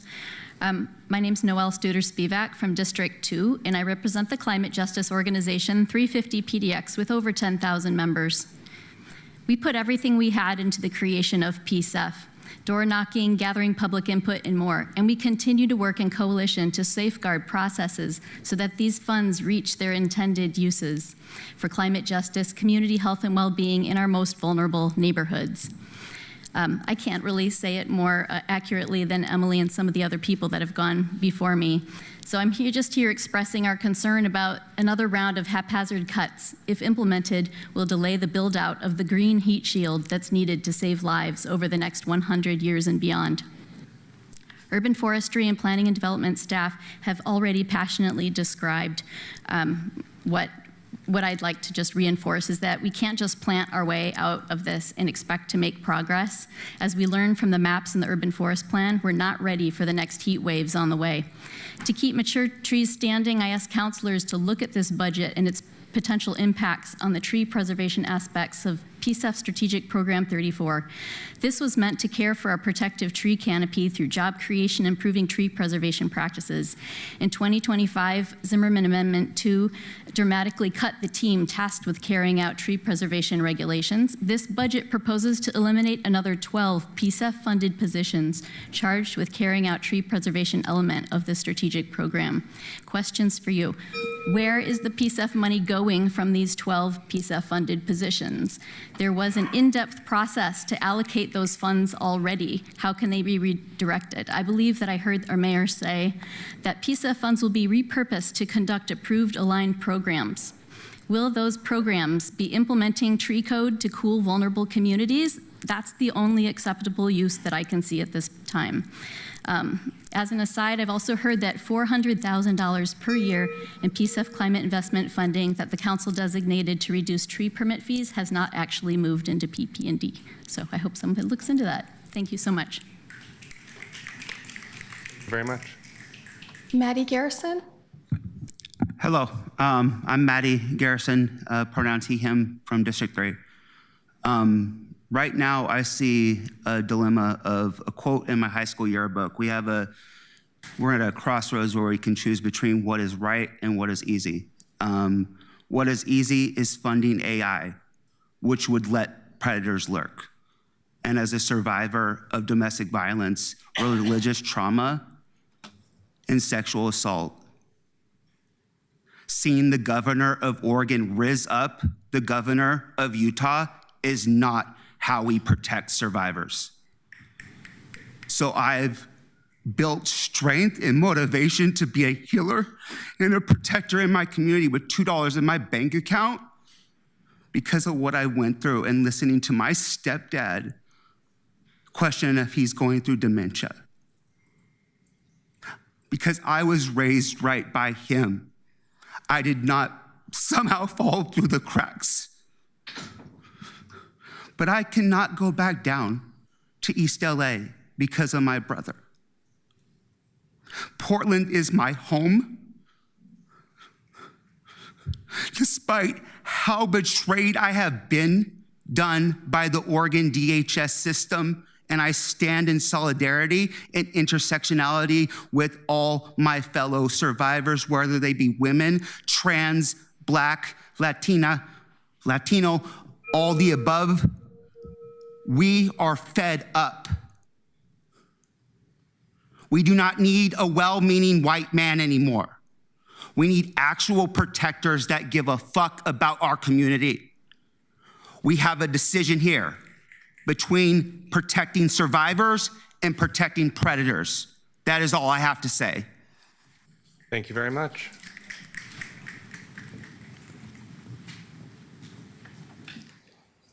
You can go ahead at the table.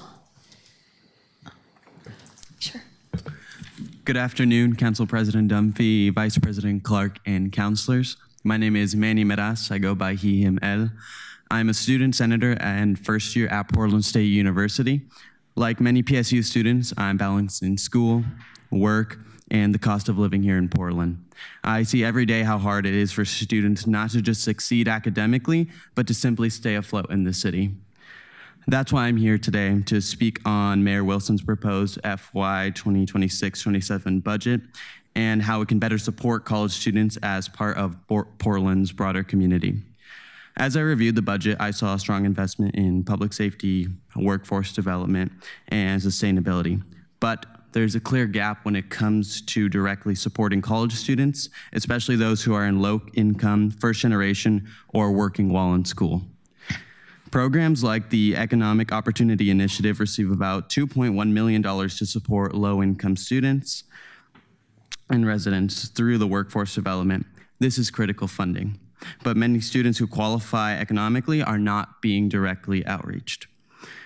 At the same time, potential reductions to the workforce programs could eliminate services up to 900 participants. That doesn't just impact current workers, it impacts students who are trying to enter the workforce and build their futures here. So my ask is simple. Include college students more intentionally in these programs and while the city is already funding them. That means expanding access to the workforce programs, building stronger partnerships with universities like PSU, and protecting funding that connects people to jobs and opportunity. The city has made equity a priority, and these programs already serve a majority of participants who are people of color and individuals facing systemic barriers. Many PSU students come from these same communities. Including students more directly strengthens that mission. Students are not separate from Portland's economy. We are part of it. We work here, we live here, and many of us plan to stay here after graduation. Investing in students is investing in Portland's future. We can't do it without you. You can't do it without us. Thank you for your consideration. Thank you very much.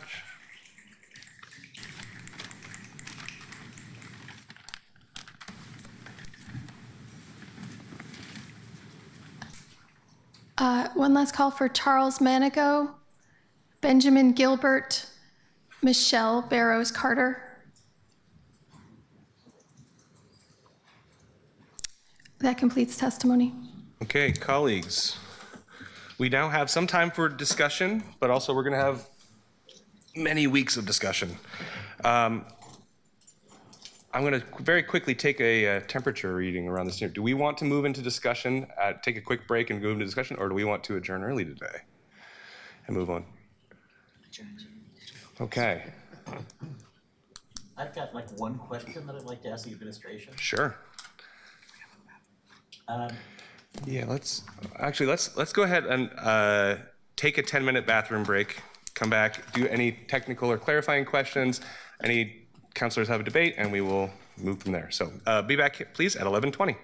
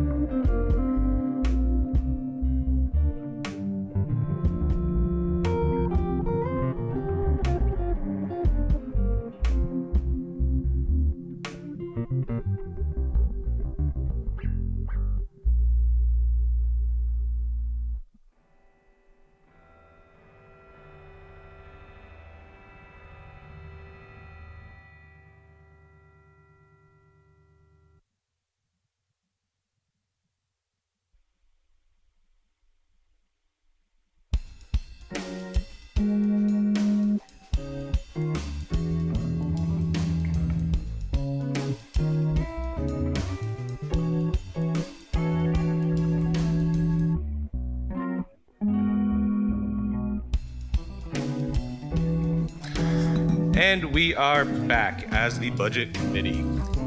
Councillor Novick. Thank you, Mr. President. My question for the administration is, there's a reference to one fire station that will lose one of two engines, and I just want to know which fire station that is. I think it's 15. Counselor, I believe it's 15, but I can go back and confirm that for sure. Okay.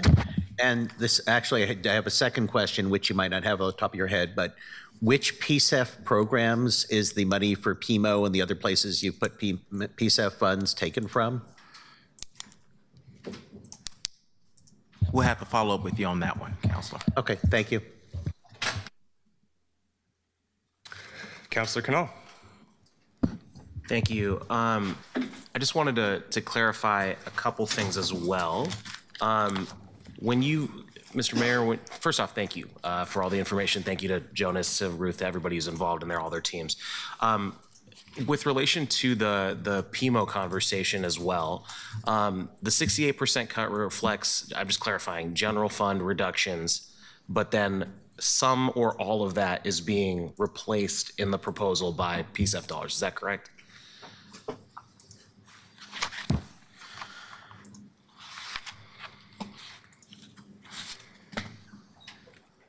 Thank you, Ruth.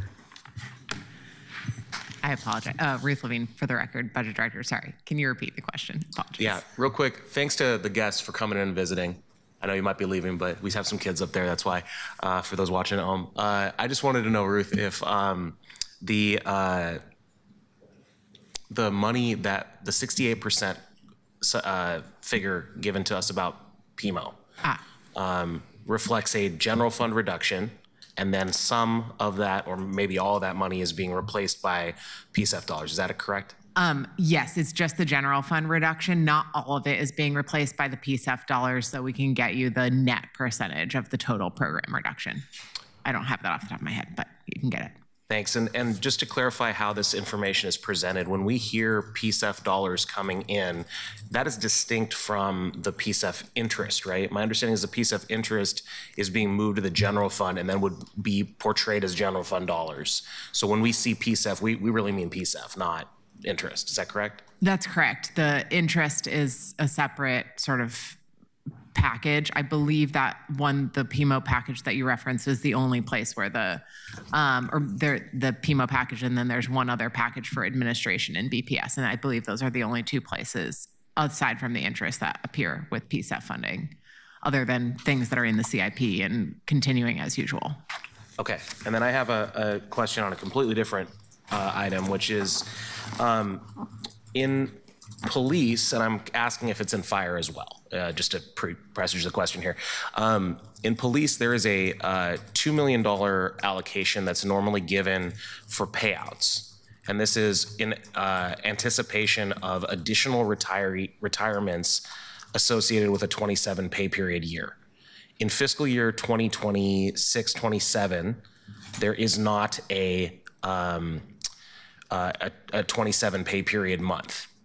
And therefore, this anticipated additional retirement wave is not anticipated for this fiscal year. And so there's a $2 million reduction from a holdover there. Is that, two questions, on the police side, is that calculated as part of the 6%? And second question is that part, does fire have the same type of change? I will have to get back to you on that one. We'll add it to our list. Sorry, I don't have that off the top of my head, but we'll get back to you. No worries. I guess maybe, and this is more on the policy side than it is, I think, on the numbers side, and feel free to follow up with me later. My question is, we do have a 27 pay period month in May, next month, 10 days from now. So my understanding is we will be anticipating some sort of bump there. And I wanted to know if the money that was originally proposed in the spring TOW, of last year, but ended up being included in the budget last year for additional, it was overtime for hiring and backfill for fire, and I believe was also there for police. If we're expecting that additional wave will be able to be handled in this fiscal year, or if we're going to have an ask related to sort of addressing that gap. And to be clear what I mean, if we had started hiring firefighters on July 1st of last year, it takes 10 months, they'd have been ready to go by the time the retirement wave would happen this May, right? Because that didn't happen for a variety of reasons, there will likely be a gap between when the new wave of firefighters that's being trained is ready, some period of time after the retirement wave, which generally necessitates some overtime. And I want to know if that overtime bump is going to be able to be handled in this fiscal year, or if that's reflected in this proposal, or maybe in some other place. There are a couple of pieces to that, so we'll have to get back to you on some of the details. It's my understanding that the current year gap is not being reflected in the ask for next year.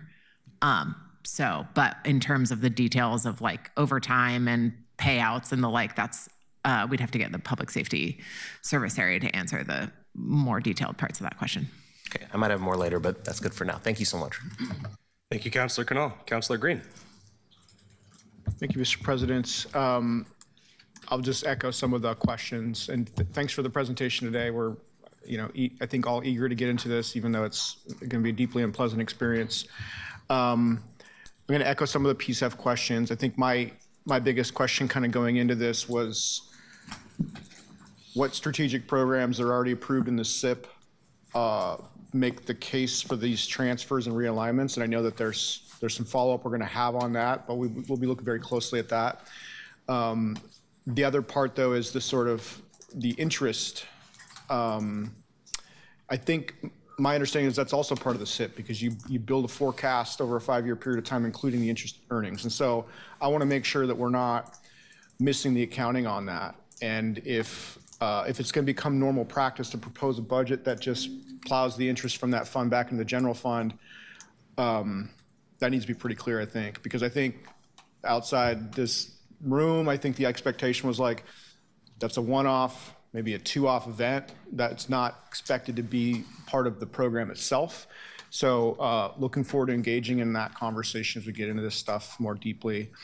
My new question, I suppose, is, and I see that Councilor Murillo's in the queue after me, so maybe I'm anticipating something, but the non-sworn officer cuts in PPB and other public safety, PSR in particular, were those cuts informed by the call allocation study that's underway and sort of what came out of that budget note from last year?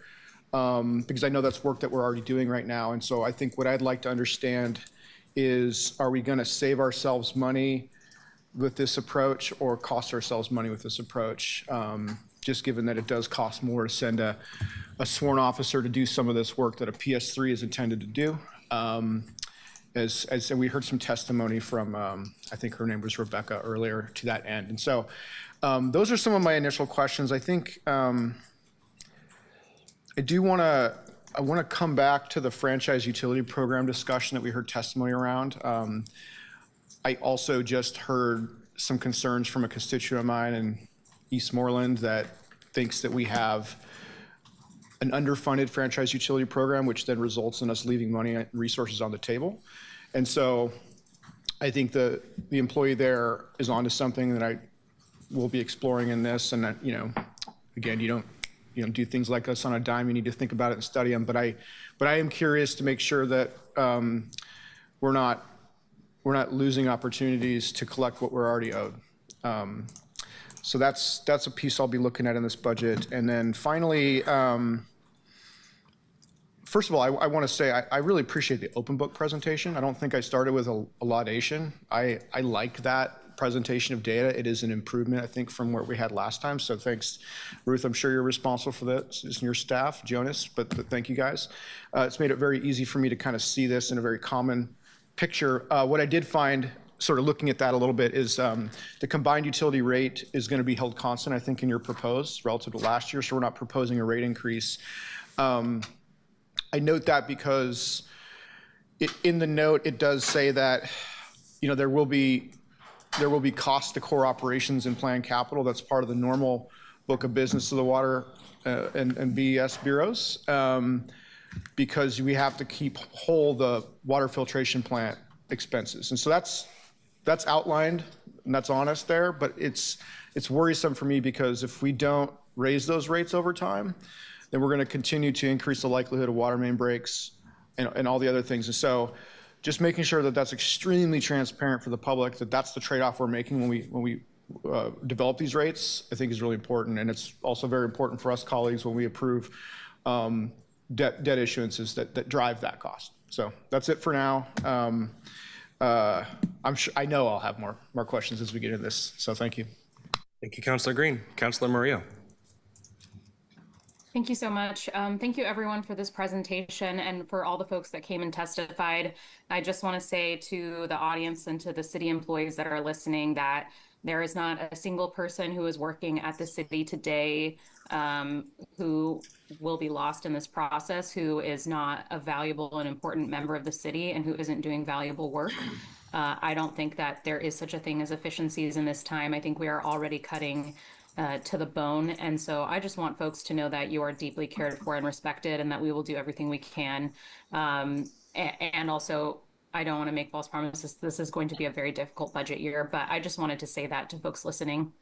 I have a few questions, and some folks I anticipated would already ask my questions. So I would echo the sentiments around PSEF. I would like to see line item examples of, if we're taking PSEF dollars to do things like funding PMO, then what programs are we cutting in PSEF? Because it is my understanding that those things are already allocated, and I need to understand what is being taken away when we're making those decisions. I would echo the sentiments on PS3s as well. I am curious how much it's going to cost us as a city to pay out unemployment and benefits for folks that we lay off, and if we have different scenarios for how much it will cost for each version of layoffs. We can gather that information for you, Counselor, and have that ready for us when we have our city operations conversation. And just one correction. Go ahead. Yeah. Go ahead. Has the administration accounted for how much unemployment will cost us? Mm-hmm. Go ahead. I think the any additional costs of sort of things like payouts, unemployment insurance, any time past July 1st that people are continuing positions, because I don't necessarily expect all of it would play out exactly by July 1st. would be addressed through Bureau's budgets in 26-27. I think there are various kind of contingencies that we'll talk about in the coming weeks that would be available to cover any of those costs that are above sort of what's budgeted. Okay, I look forward to getting more details. And City Administrator Raymond Lee, I think I cut you off while you were trying to say something to me. No, I was just going to add another comment, but Ruth hit it. Okay, I appreciate that. I'll move on to my next questions then. A number of the packages that we see in this have new revenue into the general fund, and I was curious, so what does the $7 million transfer from the Portland Harbor set-aside fund?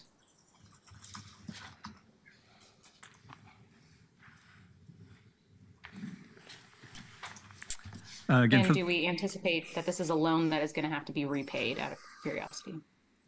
Yeah, thank you, Councilor, for the question. For the record, Jonas Beery, Chief Financial Officer. So that, I think it was $7 million is the amount that we used in the budget, is from a portion of the, what's called the City Obligations Reserve Fund, or CORF. It's a portion that had been originally contributed by general fund resources in anticipation of future costs that might incur, the city might incur as part of the broader Portland Harbor project. And we know that those costs will occur at some point. So by pulling them back, as is the case with the most reserves and fund balances, does mean we're transferring risk to that future, right? That we will have to pay those expenses at some point, which means likely at some rational point in time, we'll want to develop a plan to replenish those dollars. Is it a loan? It's not. We're not paying it back with interest. We're just grabbing it back. But we do recognize that, as is the case with using any reserves, those reserves exist for a reason, and we will need to address that reason and risk in a future budget cycle. And then I think just one other aspect of your question, the transfers into the general fund that you see, so including that one from the Citywide Obligations Reserve Fund, aren't one-to-one backing. I mean, they are backing expenses, but they're not aligned to a specific expense. It wasn't like we took that for a specific purpose. So the PSEF interest, the CORF, the drawdown of the PBOT reserve become general fund resources. They're all one-time in nature, and so it's sort of as if there was just additional general fund revenue to be able to pay for all of our expenses. So we will have to find $7 million additional later on from the things that we have cut today if we take from this fund, as is with all of those types of funds. I would say we probably will, right? I mean, we'll have to determine at that future budget cycle or decision-making point what the total liability is, what resources are available to cover that, and the matrix of, other priorities. I would expect, given that we did put those dollars in for this reason, that liability is not going away. So I would expect we will need to do something. Is it a one-for-one replacement? Is it a one-time replacement or replace over multiple years? That I think is yet to be determined based upon decisions that occur between now and then. Does that help, Counselor? Yeah, that does help. Thank you for answering that. It's no easy answers here today. I'll move on to, I only have 2 more questions, and then I will give my other colleagues some time as well. We're obviously on the precipice of potentially passing the transportation utility fee because we need funding to maintain our streets, and if we don't have that funding, then it's not going to go very well over the next few years. Do you think that your return of $7 million in general fund from PBOT for LED street lighting resources is counter to those efforts? Or will it be taking that same fund? No, it's not counter to that endeavor, Counselor. This fund is built out over several years. So if we did this on a repeated basis continuously, yes, that would have an impact. But as we look at next year and moving forward with funding as it relates to street lighting, we have the adequate funds, and we won't have that same replacement in this coming year that we'll have in 27-28. Thank you, City Administrator. And the last thing I was interested in that I think other folks might not touch on is that there is a proposal to eliminate funding that we've set aside for the future sobering center, and it's about $2 million. Does this mean that the city is no longer planning to engage in the setup of the new sobering center? Yeah, thank you, Councilor. We have an obligation of $2 million for the ongoing operations of the sobering center. That ongoing operations is keyed on it being open. It's now slated to open in 2027. And so our commitment to county is we will give them 50% today. And upon it becoming fully operational, then we will fund it at the full $2 million of operation fund. And sorry, just to clarify something there, there is a $1 million transfer. So I think there were kind of two separate packages, and you may be seeing we drew it down from contingency and then we allocated it in two separate places because that's just technically how it had to work. So we did allocate $1 million in the budget for the sobering center in 26-27. So it wasn't that we took that whole amount away. Okay, thanks. That's really helpful clarity, Ruth. That's all the questions I have for now. I'm sure I will have more moving forward. Appreciate your time. Councilor Murillo. Try to turn that on. Thank you, Councilor Murillo. Councilor Zimmerman. Thanks. I'm looking forward to the budget book whenever we get that. Can't wait. I do want to get into the key budget adjustments under permitting and development regarding the tree permitting program of a negative 3.2. And as I have opened the urban tree forestry in your open book document, so I just want to get, so last year this council moved that part of the program to permitting and development. And we did that with the information that the Parks Bureau gave us for what all the funds that it would take to have that part of the program in PP&D. Then in August, the staff came forward and said, oops, Parks actually was accounting inappropriately and actually doesn't know how all the employees were paid for. And I know we went through an exercise of how does Parks or how did Parks pay for the permitting portion of urban forestry. And now that's important because this council took an action to preserve both functions, both our planting, which happens in parks, and our permitting program, which is about making Title 11 successful. And I am trying to understand from this document and what I'm seeing online, what it is that you're trying to tell us with respect to what looks like an additional reduction. So the fees that are collected by the program are not, or have not been collected, are not adequate. And I understand that perhaps the Portland Clean Energy amount, since they were calculating inappropriately in years previous for what it takes to fund that portion, did permitting development or urban forestry go and ask PSEF to make up that difference, or did they just take it on face value that PSEF only funds a certain amount of this?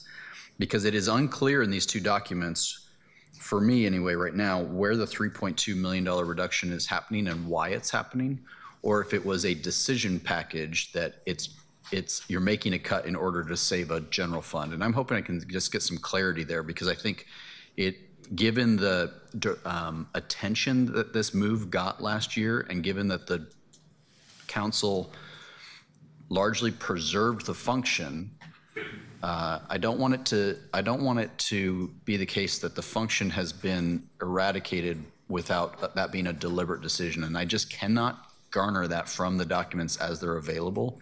And so I'm looking for both a direction, but also what has occurred to make this accounting now correct. Because the only thing we did last year was we removed levy dollars from the enforcement wing of this, and we moved that enforcement wing to the permitting department. So what else is going on here? Yeah, Councilor, thank you for the question. I think we'll probably have to get back to you on those service impacts, but yeah, appreciate highlighting all of that. And maybe I'll just take a moment since it's come up a couple of times. The budget office will be providing each council office with budget books, so that's coming. Just takes a little while to get hard copies printed and collated, et cetera. I also wanted to acknowledge, I kind of mentioned this really quickly up front, but probably skipped past it too fast. We are continuing to work on additional support materials that will include things like, I think one of the examples is a breakout of that PSEF. So I've heard that question come up a couple times. We're working on assembling that, some other kind of one-pager references that we can have available to council and to the public. And then the last thing I wanted to mention is we are also hearing and collecting all of these questions. We've heard questions from some offices even over the weekend leading into the budget. So we're assembling those. We had a discussion yesterday about maybe having some kind of a weekly update moment, kind of a living FAQ document that could also be posted online. So I just want to acknowledge that I think there's a lot of things you're hearing today that are like, we'll get back to you. We will, either in the form of that FAQ kind of published transparent document. And these are really helpful questions to bring back as we have those work sessions coming up over the next few weeks and make sure that DCAs and directors and staff, et cetera, are able to respond to those. So just wanted to take that moment. Thanks. I'll appreciate that. Just because as I look at the open book document, it was, last year, 3.6 million in PSEF funds for this portion of urban forestry. And in this current budget, it's 3.8. So that's a $200,000 growth, which is, that's the normal standard that we'd expect to see in programs. So this is a significant change. And given how much this program has changed by going to a new Bureau of Leadership, this will be helpful for us to understand the impacts here. So thanks for, I'll flag that as certainly a need. My other question I'm going to want to know more about, right? So in the police budget, we see $1.7 million in the operational overtime in a reduction. So in reading the narrative for what that means, I'm trying to understand operationally the impact on the ground. So if I put myself in the chief's chair, if I have, I'm going to use round numbers here, 70 vacancies, let's go ahead and say there's $200,000 applied to each vacancy for employment, insurance, et cetera, that for every month you go where one of those is not hired against, I take that as unused general fund resources that the chief could apply to overtime shifts to fill what otherwise would be a standardized, patrol shift or something of that nature.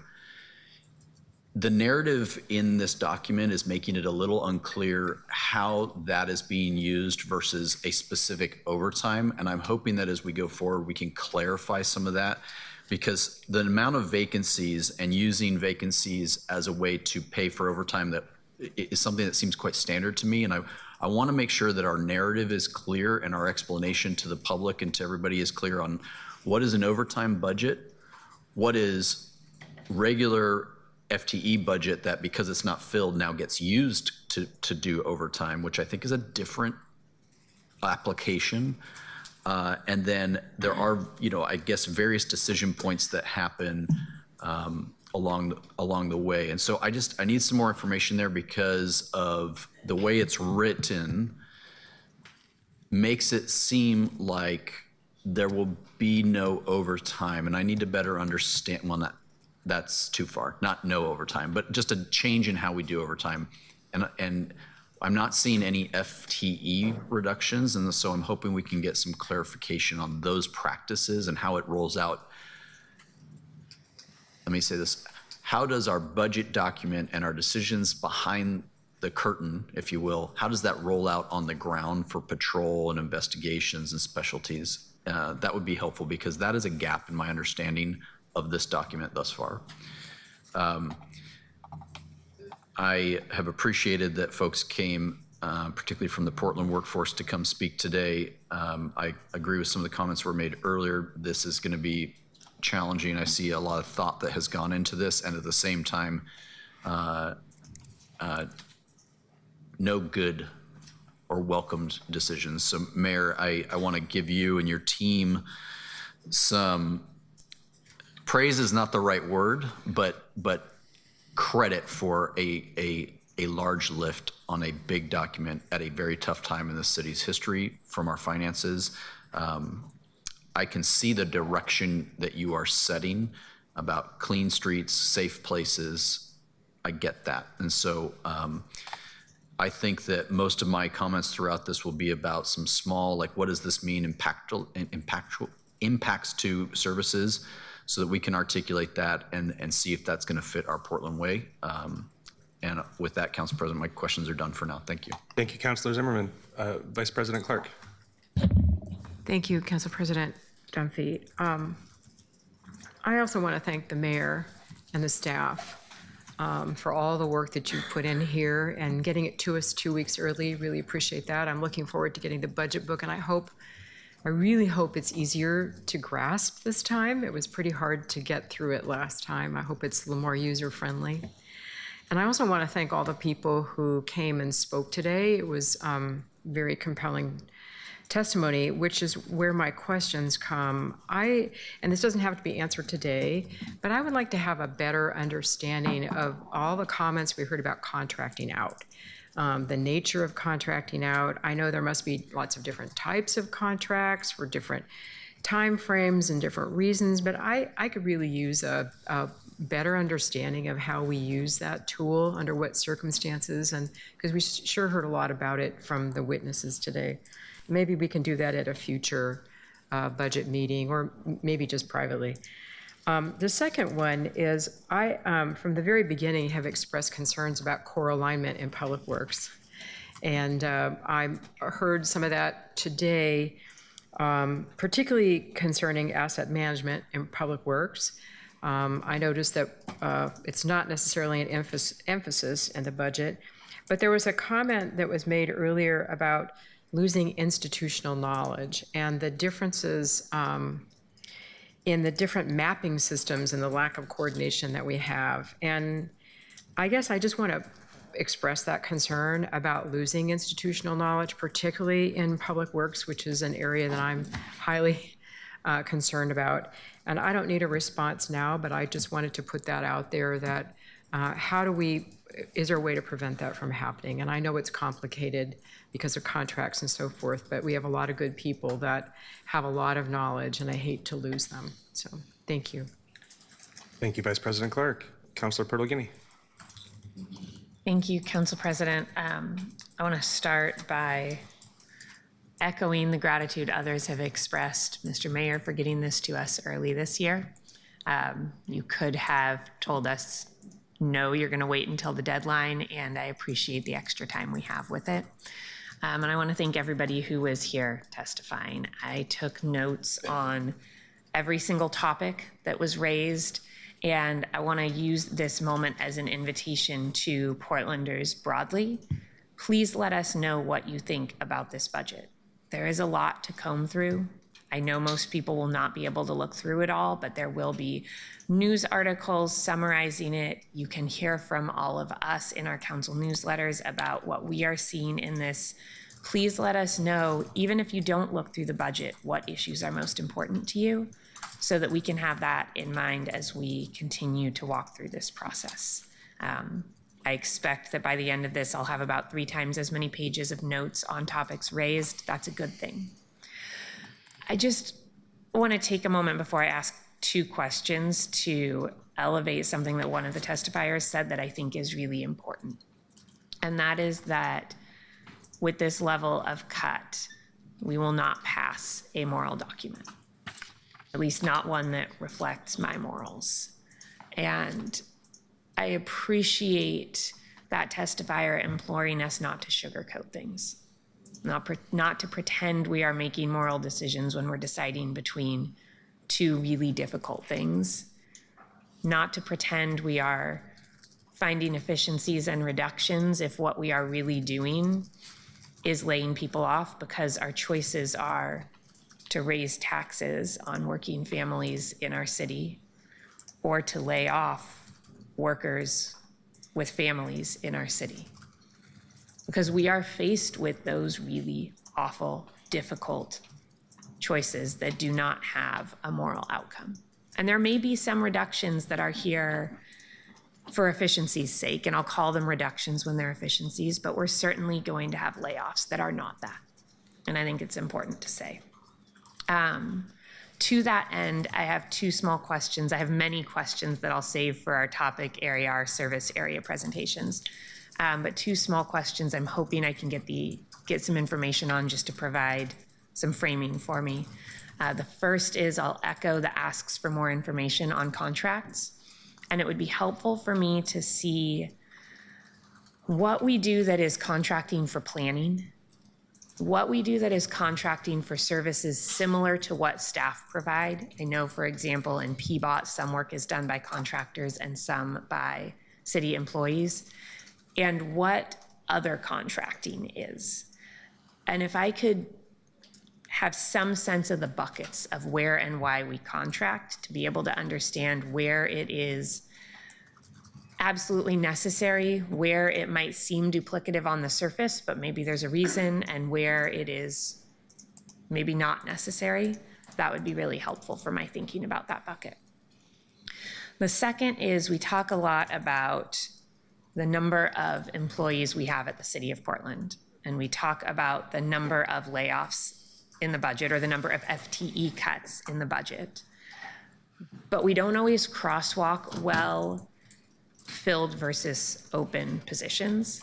And so it would be really helpful for me to understand what % of our actual workforce is being laid off, not in FTE terms, but in people terms, and what % of the total positions on the books are being cut, where we include the unfilled positions both in the total and the cuts number. So if I could see those as two separate things where I don't have to figure out if we're conflating filled and unfilled at some point, that would be really helpful as well.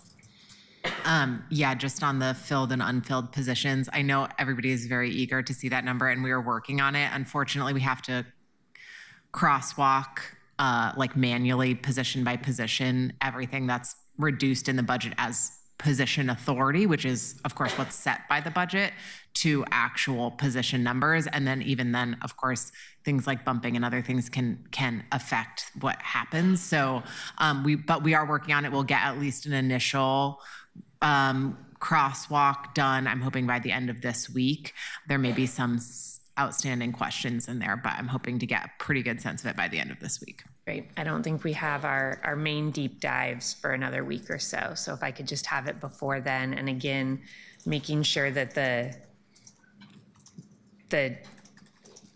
two numbers line up, right? So how many people cut, how many people employed, how many positions cut, how many positions funded as two separate columns would be helpful. Thank you. Thank you, Council President. Thank you, Councilor Purtle-Guiney. Councilor Canal. Thank you, Council President.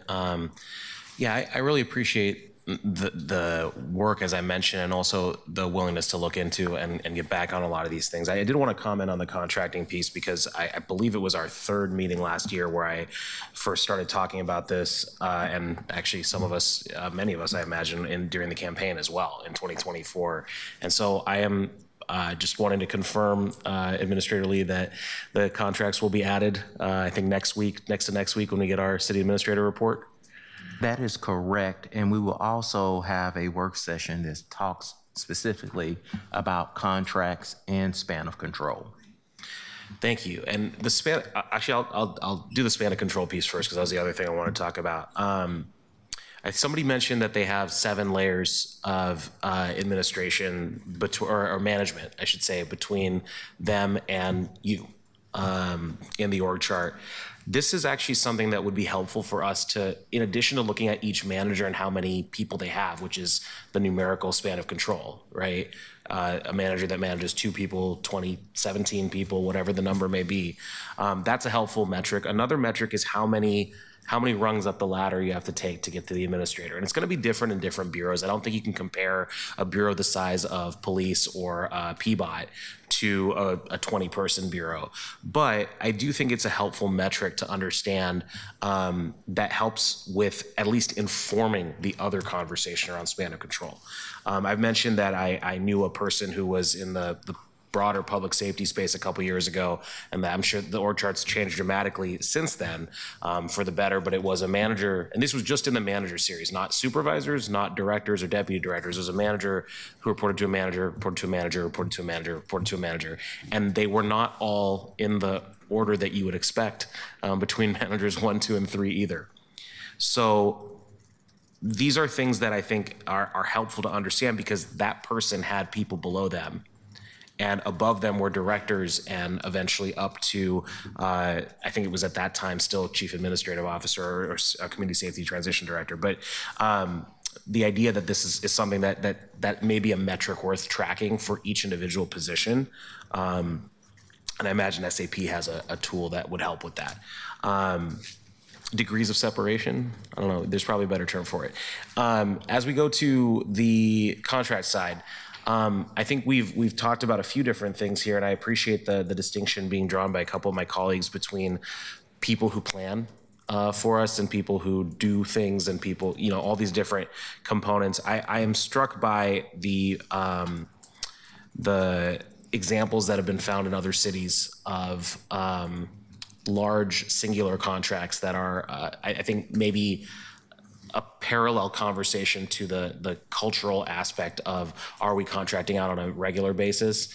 The $4 million New York City paid to McKinsey to see if trash bags versus trash bins had effect on rats in the trash, which is, I could have done that for $3.9 million and I would have been very happy to do so. But there's a lot of these sorts of big contracts that I think will get attention, and the media will certainly pick up on that, and that's fine and well, but I want that to be in parallel with the cultural conversation about, are we looking at ways that maybe in the short term look like they save money relative to a city employee, but in the end don't? And certainly I know our labor partners will appreciate that as well. The other thing I wanted to ask about, and this is to follow up later, I guess, and it's, again, probably not a numerical thing so much as a administrative part. When we talk about reducing administrative staff at the police bureau, including at the East Precinct or the other North and Central precincts, and the question would be, is that going to be covered by somebody else? This is I believe, Council Vice President Clark calls it penny wise, pound foolish. The idea that we might end up not only losing the person who's more of an expert on that role, but also taking a police officer off the street. I imagine that this is a conversation elsewhere as well. So for example, 311, pretty interested in that. Another example is the opportunity cost of not expanding PSR. Which several of our testifiers have brought up. The aftercare program at PSR, I'm not 100% sure what the impact is going to be on chat yet of losing the city side funding. It will maintain its grant side funding. But just trying to understand, what is the anticipated operational impact of that in terms of who's going to pick up that slack? Because some of these things are calls that we have to respond to. There are probably other things that we just wouldn't do. And I imagine that many of the reductions would involve a service just not happening. And I think that you've been very upfront about that in terms of the broad strokes, Mr. Mayor. But I'm trying to understand, for those things where we would be anticipated to pick up the slack, who would pick up that slack? And I think there may be a conversation there around what is the most cost-effective way to do it. The last thing I wanted to mention, in the book version, I'm not sure if this is the case in the open book version, the FTE reduction and increased tables from last year were helpful, even though they were sometimes misleading, because if divisions get moved around, if units get moved around within the city, you might see an addition of one FTE you might see one analyst 2 getting increased because 2 people got moved in and 1 got cut. So I would love to see it, because what I'm looking at in each of these sections, you see you see a changes to program, and in some cases it's the changes you're proposing, and in some cases it's the changes that have happened, even within a service area. So I'd love to get some consistency on that and see if there is at least the one about what's going to happen is, I think, the more relevant one here. The other stuff is really important contextual information too, but I just wanted to flag that as we go. Thanks. Thank you, Councilor Cannell. Councilor Novick. Thank you, Mr. President. First of all, Mr. Mayor, I hadn't noticed this until President Dunphy mentioned it earlier, but is the fact that you issued the budget yesterday at 4:20, does that suggest that you thought it'd be best bread stoned?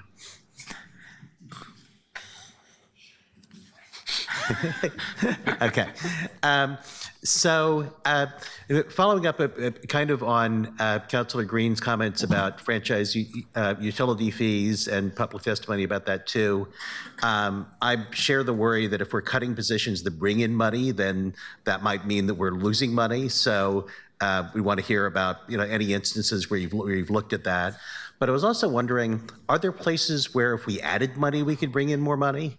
I had a discussion with Thomas Lanham last year where he was checking into an issue, and in the course of checking into it, he discovered that there was money that was being left on the table. And I was wondering, have we done an analysis of if we added 5 more people to the Revenue Bureau dedicated to the business license tax, could we bring in significantly more money than those 5 people cost? I mean, we hear regularly of the federal government that adding IRS agents brings in more money.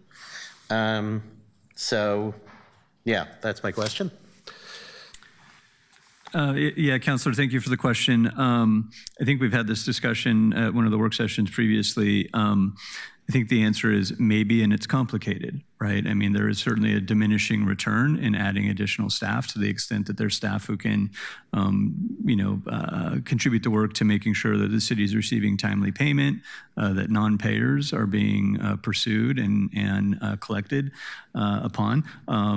The trade-off to that is as you narrow down that universe, it takes more work to go find those dollars. And so I think there's probably some space there to do that, but it's not as simple as a sort of straight line, add a person, get X revenue. But certainly it's something that I'll say from the seat I look at, pay close attention to, and would be interested in more conversation about. Just one thing to add to that, Councilor. This is something that we'll continue to evaluate as well as we look at different ways to diversify the revenue that we have coming in, but also stabilizing the revenue that we currently have. A conversation that we have to continue to push upon to ensure that we're gaining all the revenue that we're supposed to be gaining instead of just creating new ways of creating revenue for the city, which is a tax burden on our community. And one correction I want to make too, as your first question came up on your first round, as relates to the fire stations. Not 15 yet. Staff is still going through those questions to kind of really designate which station they're looking at to remove that one company from. 15 has only one, so it would not be 15. But during the public safety presentation in May 5th, we'll have all those details ready for council for consideration. Thank you. I certainly think that councilors want to know the answer to that question before voting on the budget. Thank you, Councilor Novick. Councilor Green. Councilor Novick's line of question kind of put a light bulb off in my head. I think we're doing that back and forth today. One of the things that brings in revenue, or potentially could bring in revenue, is making upfront investments to make it as easy as possible to put a shovel in the ground and build something new. And one of the things other jurisdictions are considering is just investing and building out a series of pre-approved plans, having an architect on staff, and this maybe is a 1 or 2 year project, but those sorts of things are expensive and they cost money, but that could unlock the ability for us to earn that permit revenue, earn that business license tax revenue, earn that increase in property tax revenue. I don't know if the Bureau's, this might not be a FY 26-27 budget because we're closing $171 million, but Mr. Mayor, as you're thinking about these transformational toggles, I just lay that on the table as an option as we kind of get into this and think about how we move forward. But that's, I think, what the development community would like to see. And I think that's a way for us to sort of unlock even preschool for all sort of efforts that are currently stymied by our existing permitting and sort of code challenges. So just offering that in the spirit of ideas that generate revenue. Thanks. Thank you, Councilor Green. Councilor Zimmerman. Thanks. To the budget team, as I'm using Open Book, either I've missed something or I'm going to propose maybe this is an area we're going to need some help in. So I appreciate that if we look at a bureau, we're able to see the financials, and then below that, it looks like in all bureaus, we can see the FTE count. But I haven't seen, or perhaps I'm missing it, but then if we go into the sub-programs of the bureau, let's just say I'll go to the inclusionary housing program offer, I get the financials, but I don't get the FTE count. And I think that from a decision-making information standpoint, that is going to be a challenge if we, given the fact that there are many positions with the same title in the larger number, I think that's going to make it significantly difficult. And so I don't know what each of the budget analysts in the bureaus can do, but if there's an ability to apply those employee counts, FTE counts, to each program offer, I offer that as a suggestion that would make this document much more usable. Or tell me which page I have missed somehow. But I think we're really on the right track. And I've been quite vocal about that track, and so I want to commend this new interface because my goal is that it allows us to feel at the end of this process that we've all made informed decisions, which, speaking for myself, but I think it applies to a few people, there were some aspects last year where it felt we were less informed, and so thanks, unless I've missed something, but I'm getting your nods that perhaps this is an ad that could be added in the future, or it's a missing point? Yes, thanks for the question. You have not missed anything. We transitioned to a new budget book software this year called Open Book, which I think will be really helpful and more transparent. But we were in a big sprint to finish it for the proposed and had a few glitches that we're working through. But one of the things was for technical reasons, we're unable to get those FTE tables into the program offers. However, what we can do is we may be able to get it into the book now that we have, with a little extra time. We can also provide just a spreadsheet of the FTE by bureau and program offer, and we can post that online separately. We just couldn't technically get it into the book. Okay, thank you. And then my next piece is, I'm noticing as I go through, it looks like everybody historically has had an ending fund balance, and this year that is reflected as 0. Can you describe what it is that we're achieving in that? Because that seems like a directive, perhaps, that we've taken versus our old practices, and I was hoping we could spend some time on that. I'd have to see exactly what you're looking at. My guess is we don't budget ending fund balance. It's an accounting thing, so it sort of catches all of the difference between the actuals and the budget, and it lands there. So if, to the extent you're looking at actuals, it appears there because it is actually a thing. We just don't budget ending fund balance. Where that shows up is in budgeted beginning fund balance. So in any given fund, you'll see the ending fund balance from the prior year show up in the budgeted beginning fund balance. So if there's other questions, I can look at specific pages, but that's generally. Got it. So from a usability standpoint, where it's helpful is similar to my question earlier about police overtime. I'd like to have an idea for how much does a bureau not execute in a given year? And I'm clear about, I'm not a big fan of the rollover from your own. I think if you don't execute, it comes back to the general fund, except for prescribed circumstances. But it gives us an idea for what vacancies impact is to, if we have a $100 million program bureau, but we're only executing 80 of it, what the impact of vacancies are really doing. that's where the helpfulness is at. So I am also getting used to it. I've just noticed that we have in 23, 24 actuals, 24, 25 actuals, every one I've clicked on thus far has a real number in its expenses by major object, unappropriated ending fund balance. And we get to 25, 26 revised, and we get to 26, 27 proposed, and we go to 0.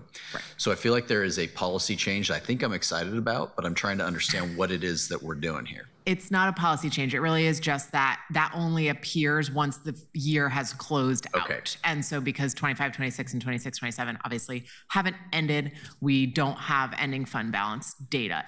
Okay. Yeah. So then given that, the beginning fund balance, maybe I'm less excited about. Are we applying Bureau's beginning fund balances like they get a free head start on their budget, or did those all come back into the general fund? They all came back into the general fund. Where you see it is in restricted funds. So when they have a standalone fund, like in the enterprise funds and the like, that is part of their kind of multi-year balancing that they do for big construction projects and things like that. But because it's a restricted fund, it automatically appears within the general fund. We had there were a few specific packages that are very few that are included in the mayor's proposed as sort of would-be carryover, but they weren't literally carried over. It was just an add functionally. Okay. I think I'll just hold for the specifics as our bureaus come forward in this process to get an understanding, but I guess that's the flag for the bureau directors that one should be able to discuss pretty credibly and powerfully about how their ending fund or what has occurred and its impact of vacancies, et cetera, how it's been used, and if they have designated reserve or restricted funds, and if that's being reflected, that would be quite helpful. And I say that because if you don't, it starts looking like money that can be used more broadly, and I think that would be a misnomer, and so I hope that we can get in front of that before people start calculating certain funds. So thanks, everybody. I do appreciate the work to get into Open Book. This has been helpful. Thank you, Councilor Zimmerman. Councilor Smith. Thank you, Council President. I want to thank the Budget Office and CFO Barry for your attention to this year's budget. But I want to clarify something. Do we have a $742.5 million discretionary fund or 803.7? What do we have that we're spending for this coming year in our operating budget? Yeah, good question. I think the 803 was last year's figure, and the software glitch resulted in it still being populated there in the PDF. But our forecasted discretionary revenue is 742.5 for next fiscal year. Okay, so we should scratch off what's online for the 803? It has been corrected online, but yes, you should scratch off the 803. Apologies for the confusion there. Okay, perfect. Thanks. Thank you, Councilor Smith. Councilor Ryan. Yes, thank you. Technical questions. Thank you, Councilor Smith. That was my first part. The second part is I've heard different numbers for our deficit. I heard 160, I've heard 169, I've heard 171. Which one is it? Yeah, good question. So I'll just kind of walk through each of them. The 169 was what we predicted in February would be the current service level gap, meaning if we kept doing everything as we had been in the general fund only, what was the difference between how much that would cost and how much revenue we expected to get in the door. That number changed slightly as we updated the general fund forecast in March and, refined all of our estimates through the budget process. So the apples to apples number is 163. Okay. And then the 171 includes sort of additions in the budget. So what did we actually balance to? How much did we have to reduce in order to balance the budget? There were a few things that weren't in the budget last year that are in the proposed budget. They're not very many, but there's a handful of them. And so that number is 171. And I would also just note for reference in the document that's posted online, I think it's called Proposed Budget Highlights and Key Budget Adjustments. One of the first pages has a breakdown of that as well, the 162.9 current service level gap, which is, as Ruth said, the gap as of the publication date of this budget, which is different than the gap as of any date prior to April 20th. So I think I tracked that. So adjusted to 171. Yeah, the current service level gap is 163. The total, how did we balance the general fund number is 171. So I think the grim reality is just really hitting me. So 171 is the gap, and the total discretionary is 742.5. That's correct. So we're looking at 23% plus of our general fund being cut. Well, it wasn't all addressed through cuts. So in the remainder of that table that's in that document online that Jonas just mentioned, the key highlights and summary is the how we balanced. And we'll have more detail on this when we come back on the 29th for the first work session. But we pulled contingencies and reserves to the tune of $44 million. In addition, we pulled the PSF interest transfer to the tune of about $27 million. There's the return of the Multnomah County, the funding that previously went to the county for homelessness of $30.5 million, increases in fees and other external revenues for about $10 million. So those are that in addition to the cuts is how we balanced. So that table kind of lays out everything I just spoke, but it is a very big gap to close. I think that point is very much true.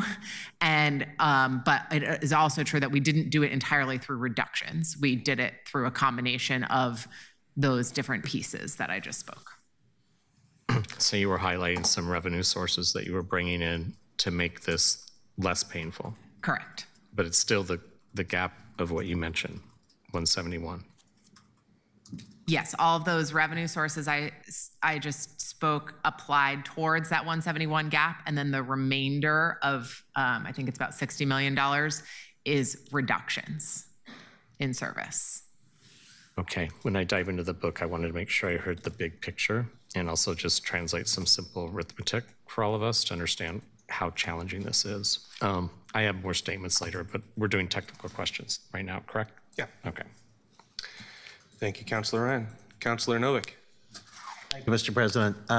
This isn't exactly a technical question, but Mayor, I neglected to say earlier that a lot of us were concerned last year when you were planning to set up a bunch of shelters, largely with one-time money for other jurisdictions, that when the one-time money expired, we wind up this year making deep cuts to public safety and parks in order to keep those shelters going.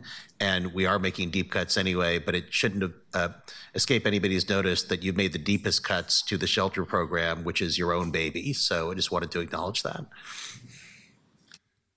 Thank you, Councilor Novick. Colleagues, any further technical clarifying questions or discussion points for this, the early, our state mandated first budget hearing? Any other comments from folks?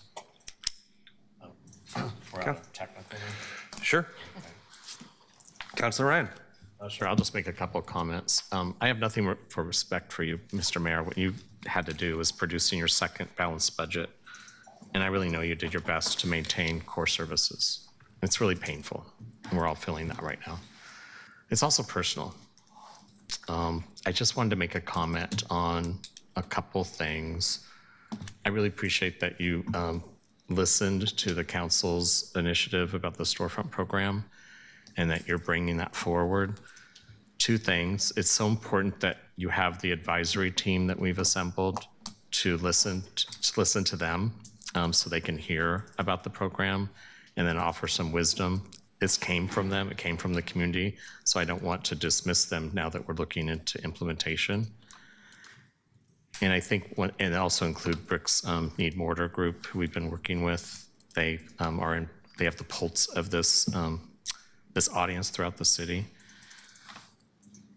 I think what we're going to hear from them is the pain around the cuts in public safety, because some of their biggest concerns have been both that the response times, no matter who shows up, is too slow, and the investigation follow-ups don't exist in the way that they'd like.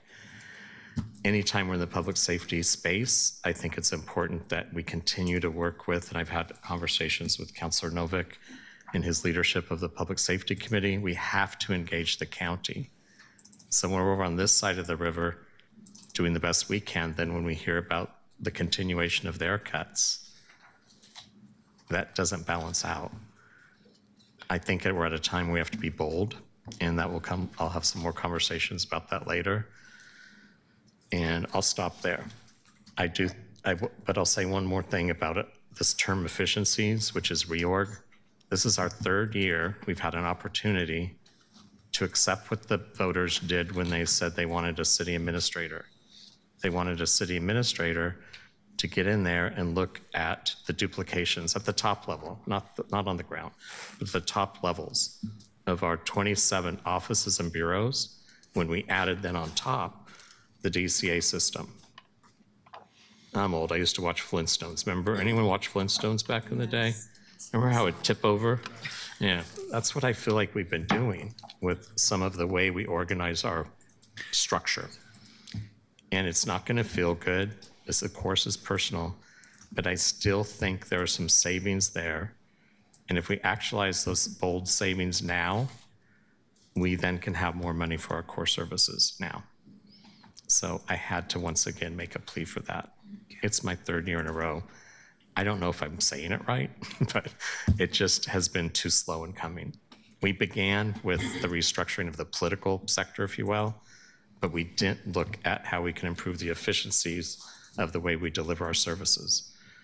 And I know my first comments with the former Charter Commission was, why aren't we starting with that? Because that's what I keep hearing across the city, is that people are frustrated with how difficult it is to navigate this enterprise. And they know we can do better. Thanks. Thank you, Councilor Ryan. Councilor Knoll. Thank you. I would also love to ask about the ways in which the categories have changed for the larger bureaus.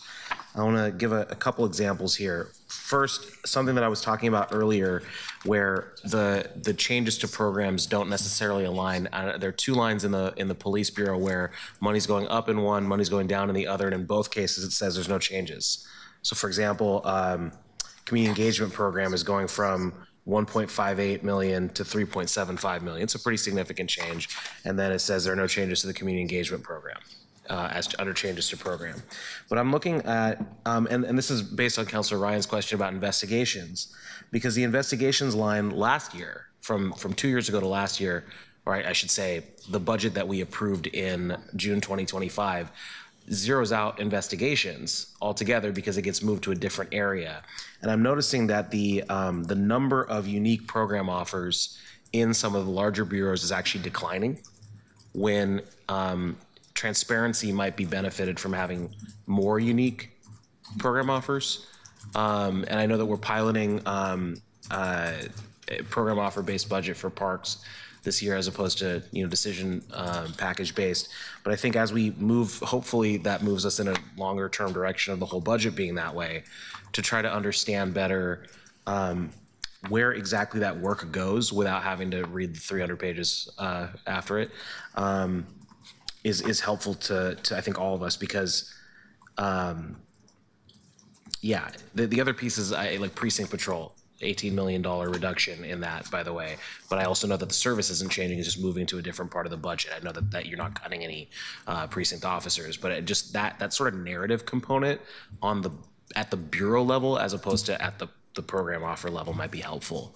And just as we kind of build this out, that might, yeah, thank you. Thank you, Councilor Knoll. Colleagues, any further comments, questions, concerns? Short stories, interpretive dances? Okay. The Budget Committee has received the budget message and the budget document and taken public testimony. This fulfills the requirement of the first meeting of the Budget Committee under ORS 294.426. Our next budget-related hearing is a joint meeting with Multnomah County at 1 p.m. on Tuesday, April 28th, kicking off 3 weeks of work sessions on bureaus and service areas. We will hold budget work sessions at 9:30 a.m. every Tuesday, Wednesday, and Thursday from April 29th through May 14th. We will formally reconvene to hear any amendments, vote on amendments, and vote to approve the fiscal year 26-27 budget at 9:30 a.m. on Monday, May 18th. This meeting of the City of Portland Budget Committee is adjourned, and the meeting of the City Council is returned from recess. This concludes item 2.